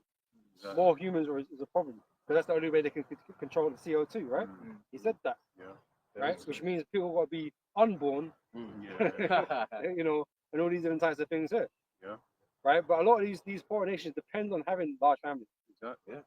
Exactly. But it's funny because you had made that point about large population, and then it's like, yeah, but now that we're coming up to the end, it's like, Lord's like, cool, man. All right, I'm getting ready to kill this spot to do my judgment anyway. So I just kind of find that interesting. But it's just mainly in the first world where that's really an issue. This really is the end days, man. Yeah. That's why things move so quickly in these eras. Yeah. You know? So like, just on the birth rate thing, you got certain countries like South Korea's got 2.3 generations left. Italy's got like 4 generations left. So like basically just over it, that means Rob's ain't gonna be here. But basically, assuming things would stay the same, there's only like 100 years left of Italian. Just over 100. Which is mad, but that's Esau in power, right? Because what did the Lord say? The Lord, because when you look when you do the word search, fruitful and multiply, it's mentioned like 4 or 5 times in the first 5 or 6 chapters in Genesis, man, right? Because the Lord, that's what the Lord is about. He's about life, right? But what does it say about Esau in Habakkuk, the 2nd chapter, that he is as death and cannot be satisfied? Because you would think hearing that a nation has 4 generations left would be like, stop everything, we need to solve this. Yeah. But it's not, right? That was something for me anyway. I'm just, because they talk about this as a matter of national security, that sounds like a matter of national security. Yeah. You know what I'm saying? But Esau is the man. He is as death, as the scriptures say. You got the Barbados coming to invade you and overtake you. Exactly. It's a small little island. They just come roll up and immediately to take it over. You've got no man to fight for you. Don't. That's it. And the thing about that whole birth rate thing is it what happens is after a point you get a change in like how laws are made, right? Because right now laws there are children, so you create laws, assuming all of this stuff is actually real. Like we understand really what goes on behind the scenes, but you make laws because of people or for families. So you have child tax credits, you have this stuff about or the free nursery and stuff like that. But as you start having less and less children, guess what? The laws start flipping to start taking care of the elderly population. Mm-hmm. So then what happens is it exacerbates that thing. So the little that certain families were using from the government to try and have children, all of those policies start going, right? To the point where once again you end up with this roller coaster of basically the end of a nation. And you know, these nations, because they've been built up on having such a population and now it's declining, right? To maintain that infrastructure now is non-existent. Exactly. Because you haven't got the people to work, you haven't got the people to get taxes off. You know, so you've got no reason to keep paces because you've got the funds anyway. You got people's GDP can't be high because people are not buying. There's not enough people anyway. So everything's dependent on your population, and if it's not where it needs to be, if it's not being managed correctly, then you're gonna suffer, man. Because you already got a finite piece of land, you know, and like I said, it's been built up, but now it's useless now. You know, you need to, get some babies popping. That's it. It's like the Georgia Guidestone. Exactly. Yeah. When I did the vid, that's one of the things that I touched on because that is the elite's plan. Right? Reduce the pop down to 500 million. Right. Yeah. That's right. The book of Ecclesiasticus 10, from 1 say, a wise judge will instruct his people. Yeah. Be fruitful and multiply. That's right. Because let's be real, who don't want to get in it? Right? And it's interesting when you really look into why a lot of people aren't having children. A lot of it goes down to economic policy. Well, from time you make it prohibitively expensive to have children, but then you tell people from a young age that this is the process in which you have children, i.e. you go to school, you go to university, you get a job, you get married, you buy a house, you have children, in that order. That is what was ingrained. I was what was ingrained to me from a young age. So if you can't afford to get married, if you can't buy a house, where are you going to have children in that life? So a lot of it comes down to that economic policy. And that's before you've even spoken about any of the pharmaceuticals that have been pushed. Because you get certain women that have been on birth control for years. They haven't had a period in like 5 years. And then now they get married. Oh, I want to have children, but their womb doesn't work. That's it, yeah. Or doing abortion as well, isn't it? Yeah. As goes on to say, and the government of prudent man is well ordered, and the judge of the people is himself. And you can see none of these policies that these Edomites bring into the world working. It's working for them ultimately because it ain't working for you. But you know. But then ultimately it's not working for It's them not working. either. Most are playing games out here. What do they say? 4D chess. Yeah. Right. So these policies that are coming in, they're supposed to be helping the country, which we know that's not the goal of these politicians, right? To help the country. We know it's not that. They're there working for the elites. They're there to benefit the elites' plans, right? So whatever decisions that they make don't help you. And you could tell it's happening because you're feeling worse and worse every fucking year. They're not feeling worse. Keir Starmer is all right. He's all right. He's good. He ain't worried about shit. It's you, Granny, everybody that's worried, concerned. Like the worker is concerned about what's going to be like. It's going to be like September or when October. You know, everyone's concerned, right? Because next year is going to be worse than this year, and everybody knows it. You can't say you're not here to save nothing, right? So none of the things that you're doing is here to benefit the people. Only the masters. Can I interject with a precept? I'll give it back. This is Daniel 8:25, which you know is just talking about Antiochus. It can be used in this regard as well, in this realm as well. It says, and through his policy also he shall cause craft to prosper in his hand, and he shall magnify himself in his heart, and by peace shall destroy many. He also shall stand up against a prince of princes, but he shall be broken without hand. right? Just wanted to touch on that thing about policies, man. Right? He will come out with certain policies that ultimately are to improve, not to improve, but to further his agenda. They're not to improve the quality of life. And I've mentioned different nations and stuff like that, right? But the thing is, when you're looking at these other nations, you gotta understand. Scripture says the earth is given into the hand of the wicked, right? When you're looking at a company like a Samsung and whatever, what have you, Samsung basically runs South Korea, right? But then when you look at how they live, there will be the elites of that particular land, so you can very easily believe that they'll be interlinked with these major families, with these major, whether it be, maybe not by blood, but they'll be linked in with the Rockefellers and the Rothschilds, yada yada yada, and they'll be pushing in policies that are detrimental to the nation, right? And just proving the point that this is just an Edomite a way that everyone in the world is ultimately living. Everybody's crashing out, isn't it? Yeah, crashing out. Yeah, it's lucky. Yeah, that's why you don't care about the welfare of the people. And Exactly. Because it all works for his benefit anyway. He wants, the stress of nations. That's it. Yeah. He wants it. Yeah. So this is all part of his plan anyway. Yeah. 100%. Like, even, what do you call it? It was an Edomite thing that was running just along the way there, looking good and that. But he wants to basically criminalize looking at women. Like, you see it on a when you're on public transport in London, right? Staring is sexual harassment. And just there like, whoa. So these times as a man, you may be like, oh, she looks good. Yeah. And you're thinking, yeah, all right, cool, let me stand up, go do my thing. And then you in your own mind are remembering that. Yeah. Fuck. The thing is, like, you want to do it, she'll want you to do it, but then some third party, because that's one of the messages it pushes. One of the messages If you see something. if you see something, it will be like distract with a question. So here it is, she wants to get wheeled, you want to wheel, and someone else. It's like, ma'am, Do you feel do safe? you feel safe? And in her mind, she's like, fuck. Destroy the mood, everything like that. But those are the things that Esau is very much pushing in the world, so that people are scared to have those conversations. A lot of people, These definitions are stretched, man. Sexual harassment. Yeah. Sexual harassment. But looking. Harassment, like maybe you're bugging someone out, you may it's harassment. If you're following someone, it's but just to look at somebody and you sit there admiring, it's like, what, I'm looking at the tree. Well, it's like you're harassing the tree because I'm looking at the tree. I'm just watching the tree, bro. Like, I watch the squirrel because it's interesting. You know what I mean? Like, what's wrong with you, man? I'm looking at something because I admire what I'm looking at, innit?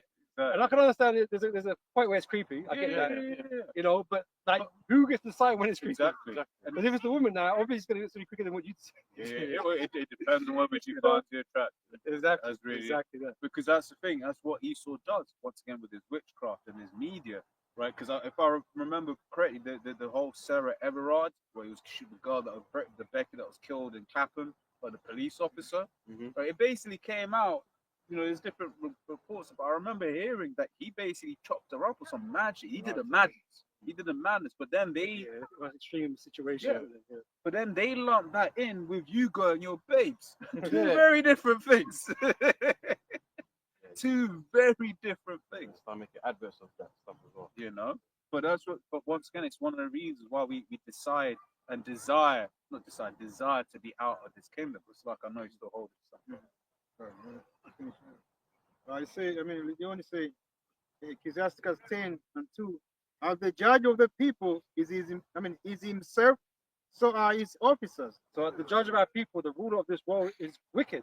The wicked, the earth is given into the hand of the wicked, right? So the ruler of this world is wicked. And what does he advocate?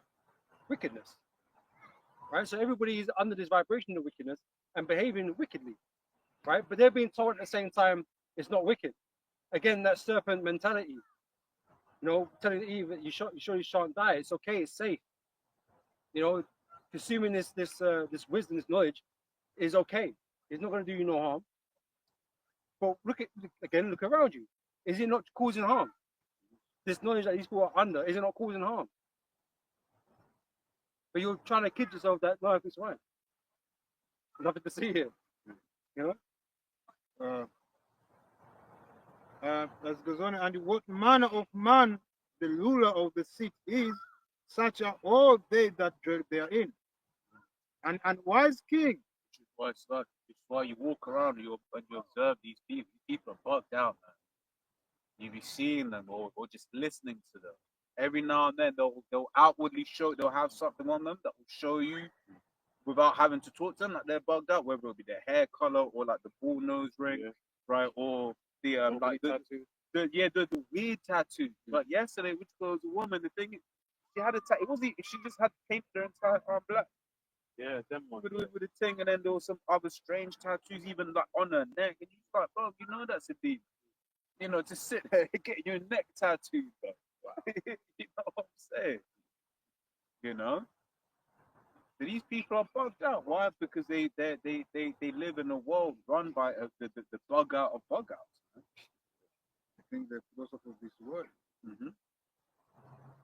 It's going to say, an unwise king destroys his people, but through the prudence of them which are in authority, the seat shall be inhabited. The power of the earth is in the hand of Most High, and in due time he will set over it one that is profitable. And this is what we desperately need. We need right management. Right, this is what the world is missing. Right, and Yahweh Shai is that manager, man, that ruler, who's going to set the way. Okay, and his officers, you know, his judges. Okay, are going to set the way for the rest of the world to live in righteousness, man. Right, so the world could be in a more harmonic state. Right, because all we got right now is death and disease and just crazy shit, man. Like all this, I say, is what we got now really working? Why do we seem more divided than ever as people? Why are we fighting amongst genders? That's it. Yeah. These are all things the Most High already set in order already. That had its place already and worked fine. Until Satan come along and said, "Oh, but maybe you shouldn't be in the kitchen." You know? Why did you got to get a job too? So I'm gonna tax your black ass. You know what I mean? It's like, what are we doing here? And now she's stressed out. She's more stressed out than she was before. Exactly. You know? She still answers to it, man. It's at least this one, but at least the one she used to answer to before genuinely had her best interests at heart. This new man she has to answer to. He don't care. But then he's really fucking lonely and depressed and shit. Got children with multiple dudes and she don't know what the fuck to do with them. She got resentment for the kids, resentment for the men she's been with, resentment for herself because she knows she was a fuck up. Yeah. It's like how is this better? Yeah. How is this better? Yeah. You know? Just in pain. Just because he so told you, yeah, you know, you should be able to do what you want. You know? He shouldn't be able to have control over you. And you know what? I'm gonna make it so he doesn't. Yeah. And then in that make him less attractive as a mate because women don't like a guy that's just they're like, oh, okay, they don't like it. Same way we don't like fucking butch women. Exactly. You know, because it's not the roles we play. A man's not meant to be weak. He's not meant to be walked over. Right, but a woman's not meant to be trying to fucking wear the trousers either. It's because they've got that saying no means no, but it's like as a man, it really should be the man's no means no. Yeah. Babe, can I get a man could disannul your vows, disannul your vows and all kind of shit, man. Yeah, that's the real no. Yeah, no. I mean, walking past the house, you read the account, you walking past the room, push she. They don't even listen to that. Yeah, man. It's like you be hearing women say some dumb shit sometimes.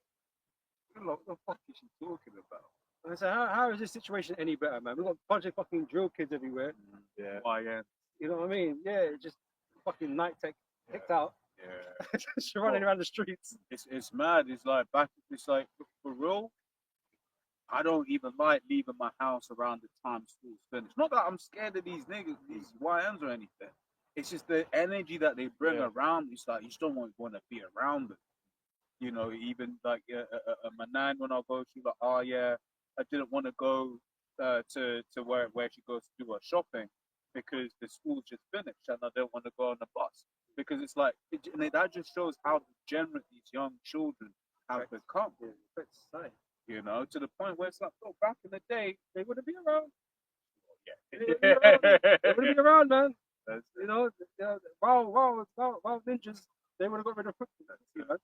You know, but this world isn't a habitat to thrive in. Yeah, they might get gunned down by the police now and again or whatever, man. But largely, they still exist. The cockroaches exist, man.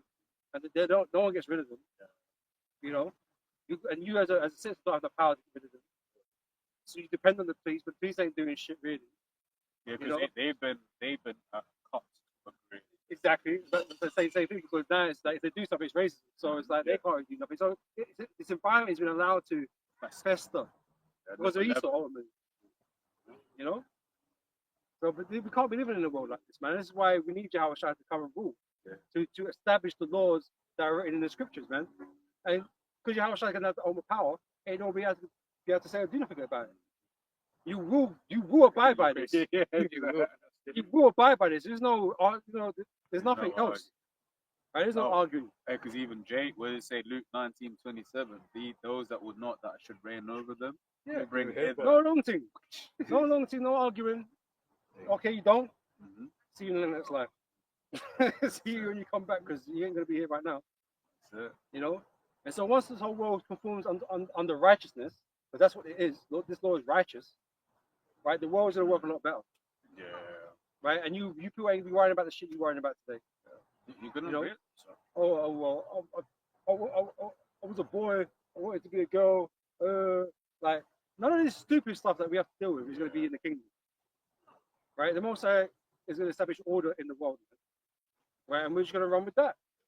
Everything's going to work like it's supposed to. And spirituality is going to come back into the world as well. Because now that the Lord has awakened us, we see someone like, we don't even think, oh, it's got demons on it. We keep it moving. That's it. And if we hear, would you call it, maybe it's a family member, you'd be like, oh, you just got demons on you, man. You know, you can pray that up if you will. Like, we've got family members that are even just alphabet life, and talk about just regular alphabet. You know, that's, you know, that one's a step too far. But it's like that alphabet, you're like, oh, you've got demons on you, man. Whatever, what have you. But we understand it from that perspective. Right, because when you read, was it Romans, it speaks about such as some were you, right? That basically some people did used to live that lifestyle, but they repented of that. That demon came off of them, man. Right? But you get people in this world, man. They just give in to those demons, indulge, and those demons just running rampant over them, man. Right? Which, to be fair, that's one of the things in regards to the whole Al-Azhar situation. So one of the things that some of the elders have been saying is like, oh, your ex, and she had been a lesbian for like 7 years, bro, prior. So like, from then, you kind of should be knowing what I want. You can't be like, hey, this is a dangerous individual to be around, because them alphabet people, they're some of the worst people, man. A lot of them being touched, man. Yeah. But it's the thing. If you're gonna live that lifestyle, really, where do you stop? So for those, and that's why you see that they just do all manner of lewd. Well, it's a good thing you're caught now. Yeah. But imagine we caught him like 5 years later. I dread to think, bro. Yeah. Man, a gimp mask on. Imagine all that. Man, guy be going crazy. I don't want to see none of that shit. Yeah, it's a good thing you're caught now, bro.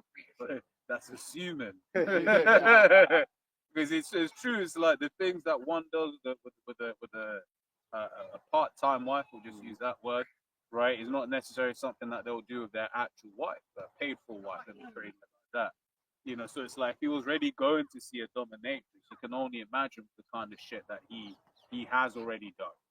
Because you know, their whole trade is about keeping quiet. You know, for the Lord's sake.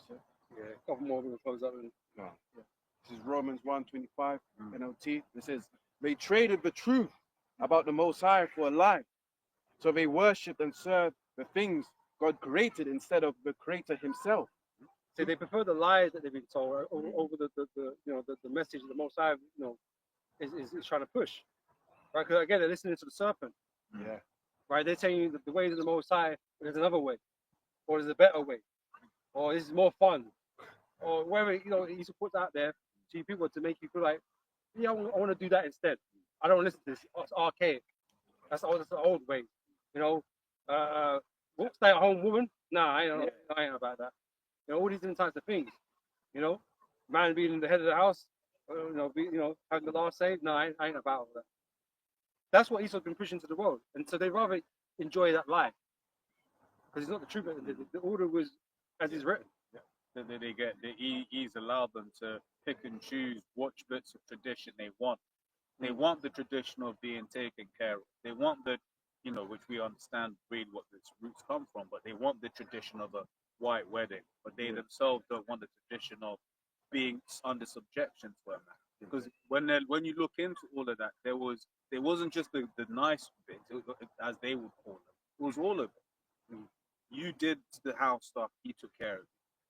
That's it. Yeah. What does it say? Her food, if you take him another wife, her food, her raiment shall he not diminish. Whereas basically, as basically going to prove that as a husband, you had duties, right? It's one of the things that some of the elders speak about as well. It's like, right now we ain't in a time to be going out and just getting a whole load of wives, because actually wives have a duty associated with them, right? You actually have to do stuff in when you're acting as a husband, if you will. More than just hopping. You know what I mean? Exactly. Which it's more than just hopping. Yeah, obviously you're gonna love doing that, but hell, like you said, there's duties, man. Things have to be put in order. And what I was going to add was just Esau has reduced it to just popping. Yeah.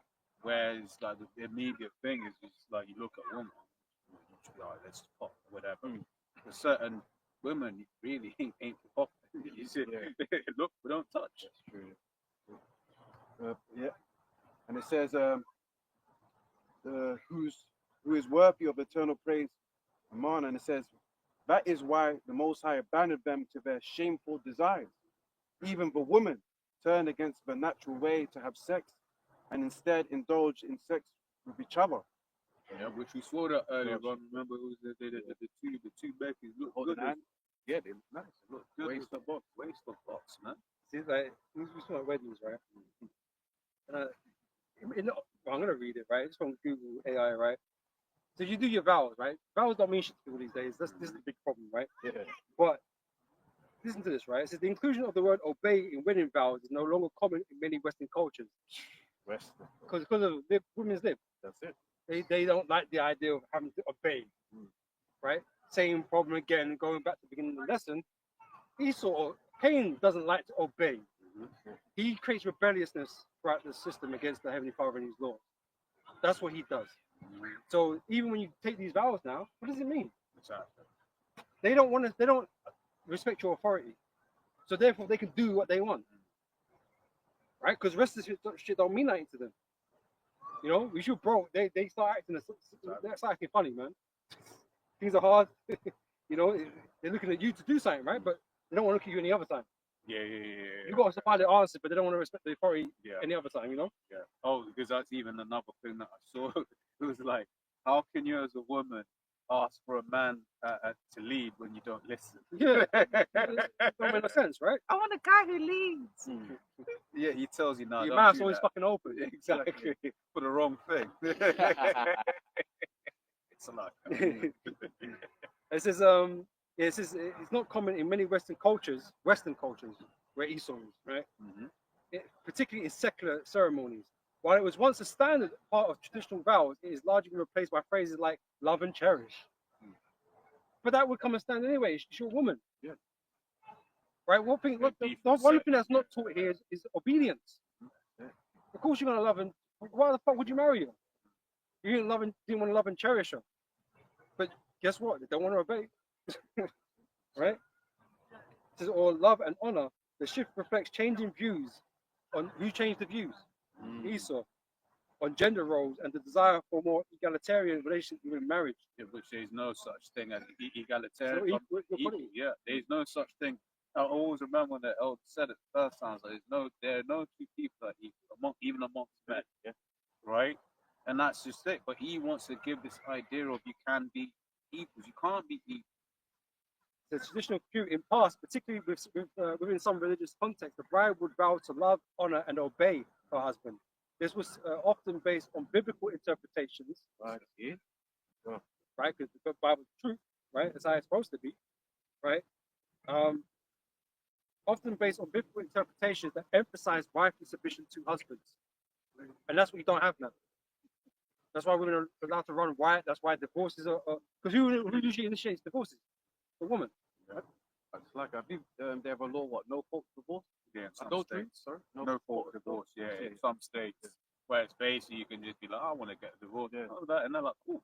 Because then when you look into it, it's a big racket as well. So you get a lot of people. Oh, them divorce lawyers, they'll help you get as much money as possible. They're not coming in in a thing of like, look, man, we help your marriage, whatever, what have you, right? And even if it's a requirement, they'll do it in a roundabout way of like, well, if you tell me it's not salvageable, then blah, or whatever, what have you, you know. But that's just this world thing, man. Just for what it says on the reasons of change, one of the reasons of change was emphasis on mutual respect. Like just because you're underneath doesn't mean you don't respect them. This is what they create this problem. Conflation. Yeah. To conflate, basically, you're mixing two ideas as if they're the same, right? That is not this. Just as the elders burn into. Comparable. It's not comparable. So can you read that? What it said again? Emphasis on mutual respect.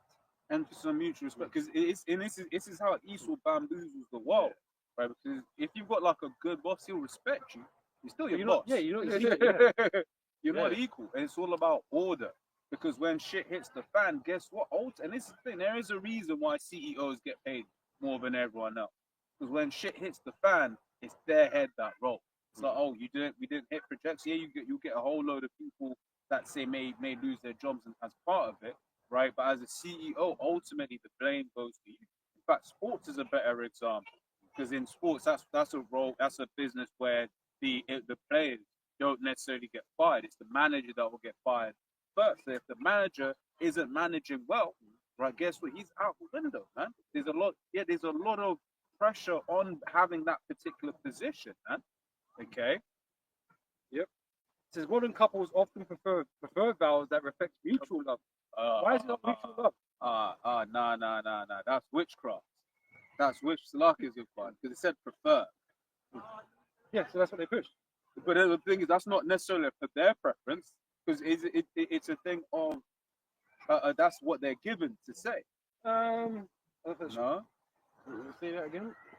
So modern couples often prefer vows that reflect mutual love. So couples prefer it.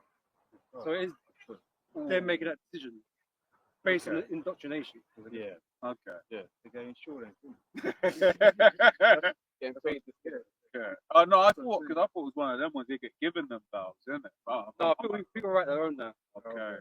Because the standard is to love and obey. Yeah. That is the standard. Now they've all moved away from their own vows because they don't like the word obey. They think. It's like my apologies. So yes, the modern couples often prefer vows that reflect mutual love, respect, and support, rather than one partner being in a position of authority over the other. Mm-hmm. So then who's the head? Exactly. Who's the head of the house? Oh, there's no head of the house.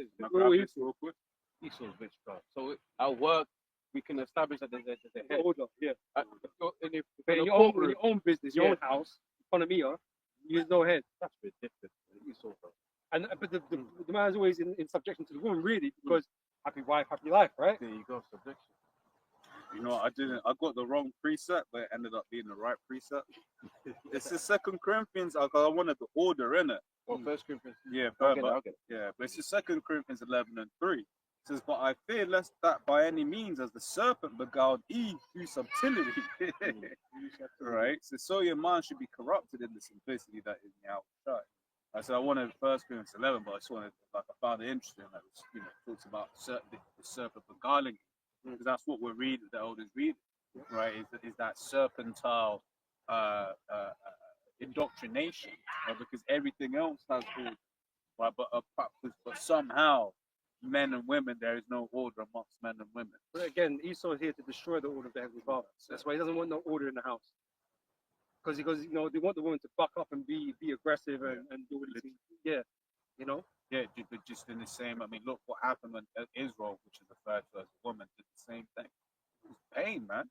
And we've been suffering for a long time because of that disobedience, right? Which is why it's kind of not ironic, but it's like that's why you read Isaiah 32:9, right? Rise of women that are ease and those types of precepts, right? That's what you're seeing now, because a lot of those women effectively did what Israel did, right? Israel as a nation, we said we don't need no man. The Lord was like, yeah, all right, right, and we were left out there. And that's what a lot of these women are now coming out to see that actually, yeah, they did. As a nation, starting off with the elect, we're like, yo, actually did. And this is what the dumb thing about it, because obviously there's obvious parallels right there between Irish Heavenly Father and us and our women and so on, right? The Most High is using examples that are easy to understand. Yeah. And yet you still find it difficult. Yeah. You know, a guy that commits adultery doesn't understand why, you know, when he gets adultery committed on him, why don't man upset? But he was doing the same thing. Right? But if you experience it, you know how it feels. Right? So therefore, if you don't want to feel that way, then you shouldn't behave that way. Yeah. Right? Because you love thy neighbor as thyself, right? Yeah. And so that's supposed to correct you. Just knowing that it's supposed to correct you. But niggas go and do more madness. And when it happens to them now, they're all fucked up and shit. And You know? that's why that's why I love that parallel that the Most High made in Israel being a woman, because then we can feel it. So when the Lord says, "Thou shalt have no other gods before me," right? You can liken that to your woman being the husband. Yeah, exactly. You have no husband before me. Exactly, yeah. So, and you can liken that to like her going to another man for protection and for advice. You're gonna be like, oh, bumbleclot. you gonna feel away, you know. But that's what something you can identify and understand. Exactly. You know, and as a man, yeah, we all yeah. Any closing scriptures? Oh yeah. First Corinthians 11:3. NLT, it says, but there is one thing I want you to know. The head of every man is Yahweh Shai Mashiach. Right? So bear in mind, we've all got a head.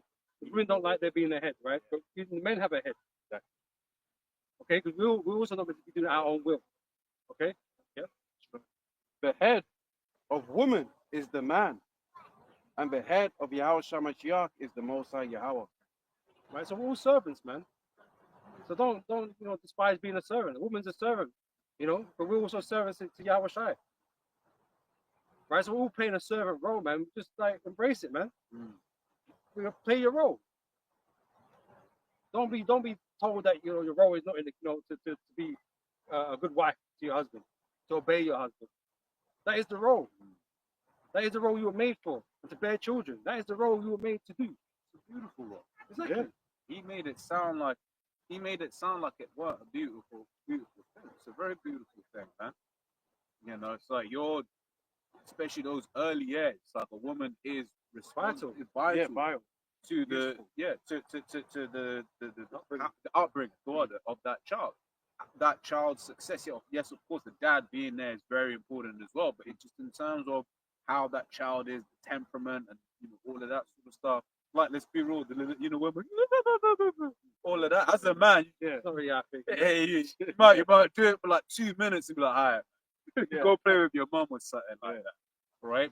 But that's why the Lord made us of these different types. That femininity versus that masculinity. It's important that Esau has got the balance. The balance. And Jake, don't get balance in this world, man. Especially if the father's not in the house. That's it. Or even if the father's in the house, he's degenerate. There's no balance there, man. And that's why they come out degenerate. That's it. It takes a family to raise a child, man. That's it. A righteous one. Yeah. Anything else? This one.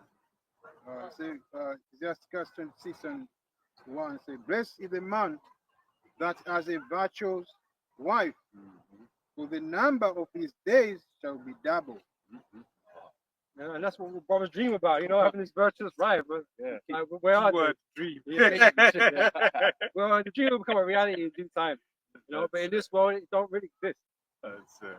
Because the woman's always going to be against you, because don't mean she's a product of Satan in her mentality. Because she's been raised up on Babylon juice, right? And she's not fully broken that hold yet. Right? She ain't really broken that hold yet, so she's gonna fight you from time to time over certain things that she finds emotionally hard to deal with. But she's being told that she should be independent and all this kind of stuff, and you're telling her no, and whatever. It's going against what is how she's been cultured, right? She's been raised up in this place. But it is what it is, man. None of us are perfect. We've all got our own ways that that need to be straightened out, I guess. But you've got a woman, you do the best you can with them. So that's what you can do, isn't it? You've got children, do the best you can with them. And we just pray for the kingdom, man, so everything's made correct and right, perfect. So you've probably got anything to say? Yeah, as you said, just what happened. Say that women are always gravitated to power, you know. So right now we are in the weak position, we are in the low, you know. So they don't see us as a what? Pride, Someone to- yeah. the treasure, you know. They only see Esau, but in the kingdom they're gonna see us as we are, you know? Right? More powerful, you know. That's right. Shining. Shine. But anyway, brothers, sisters, with that, we're going to say shalom. All praise and glory to Yahweh, Ba'ashem, Yahweh Shai, B'Shem HaKadosh. Again, double honors unto the elders, the apostles of GMS. Shalom, let's see, brothers, that they're in the house.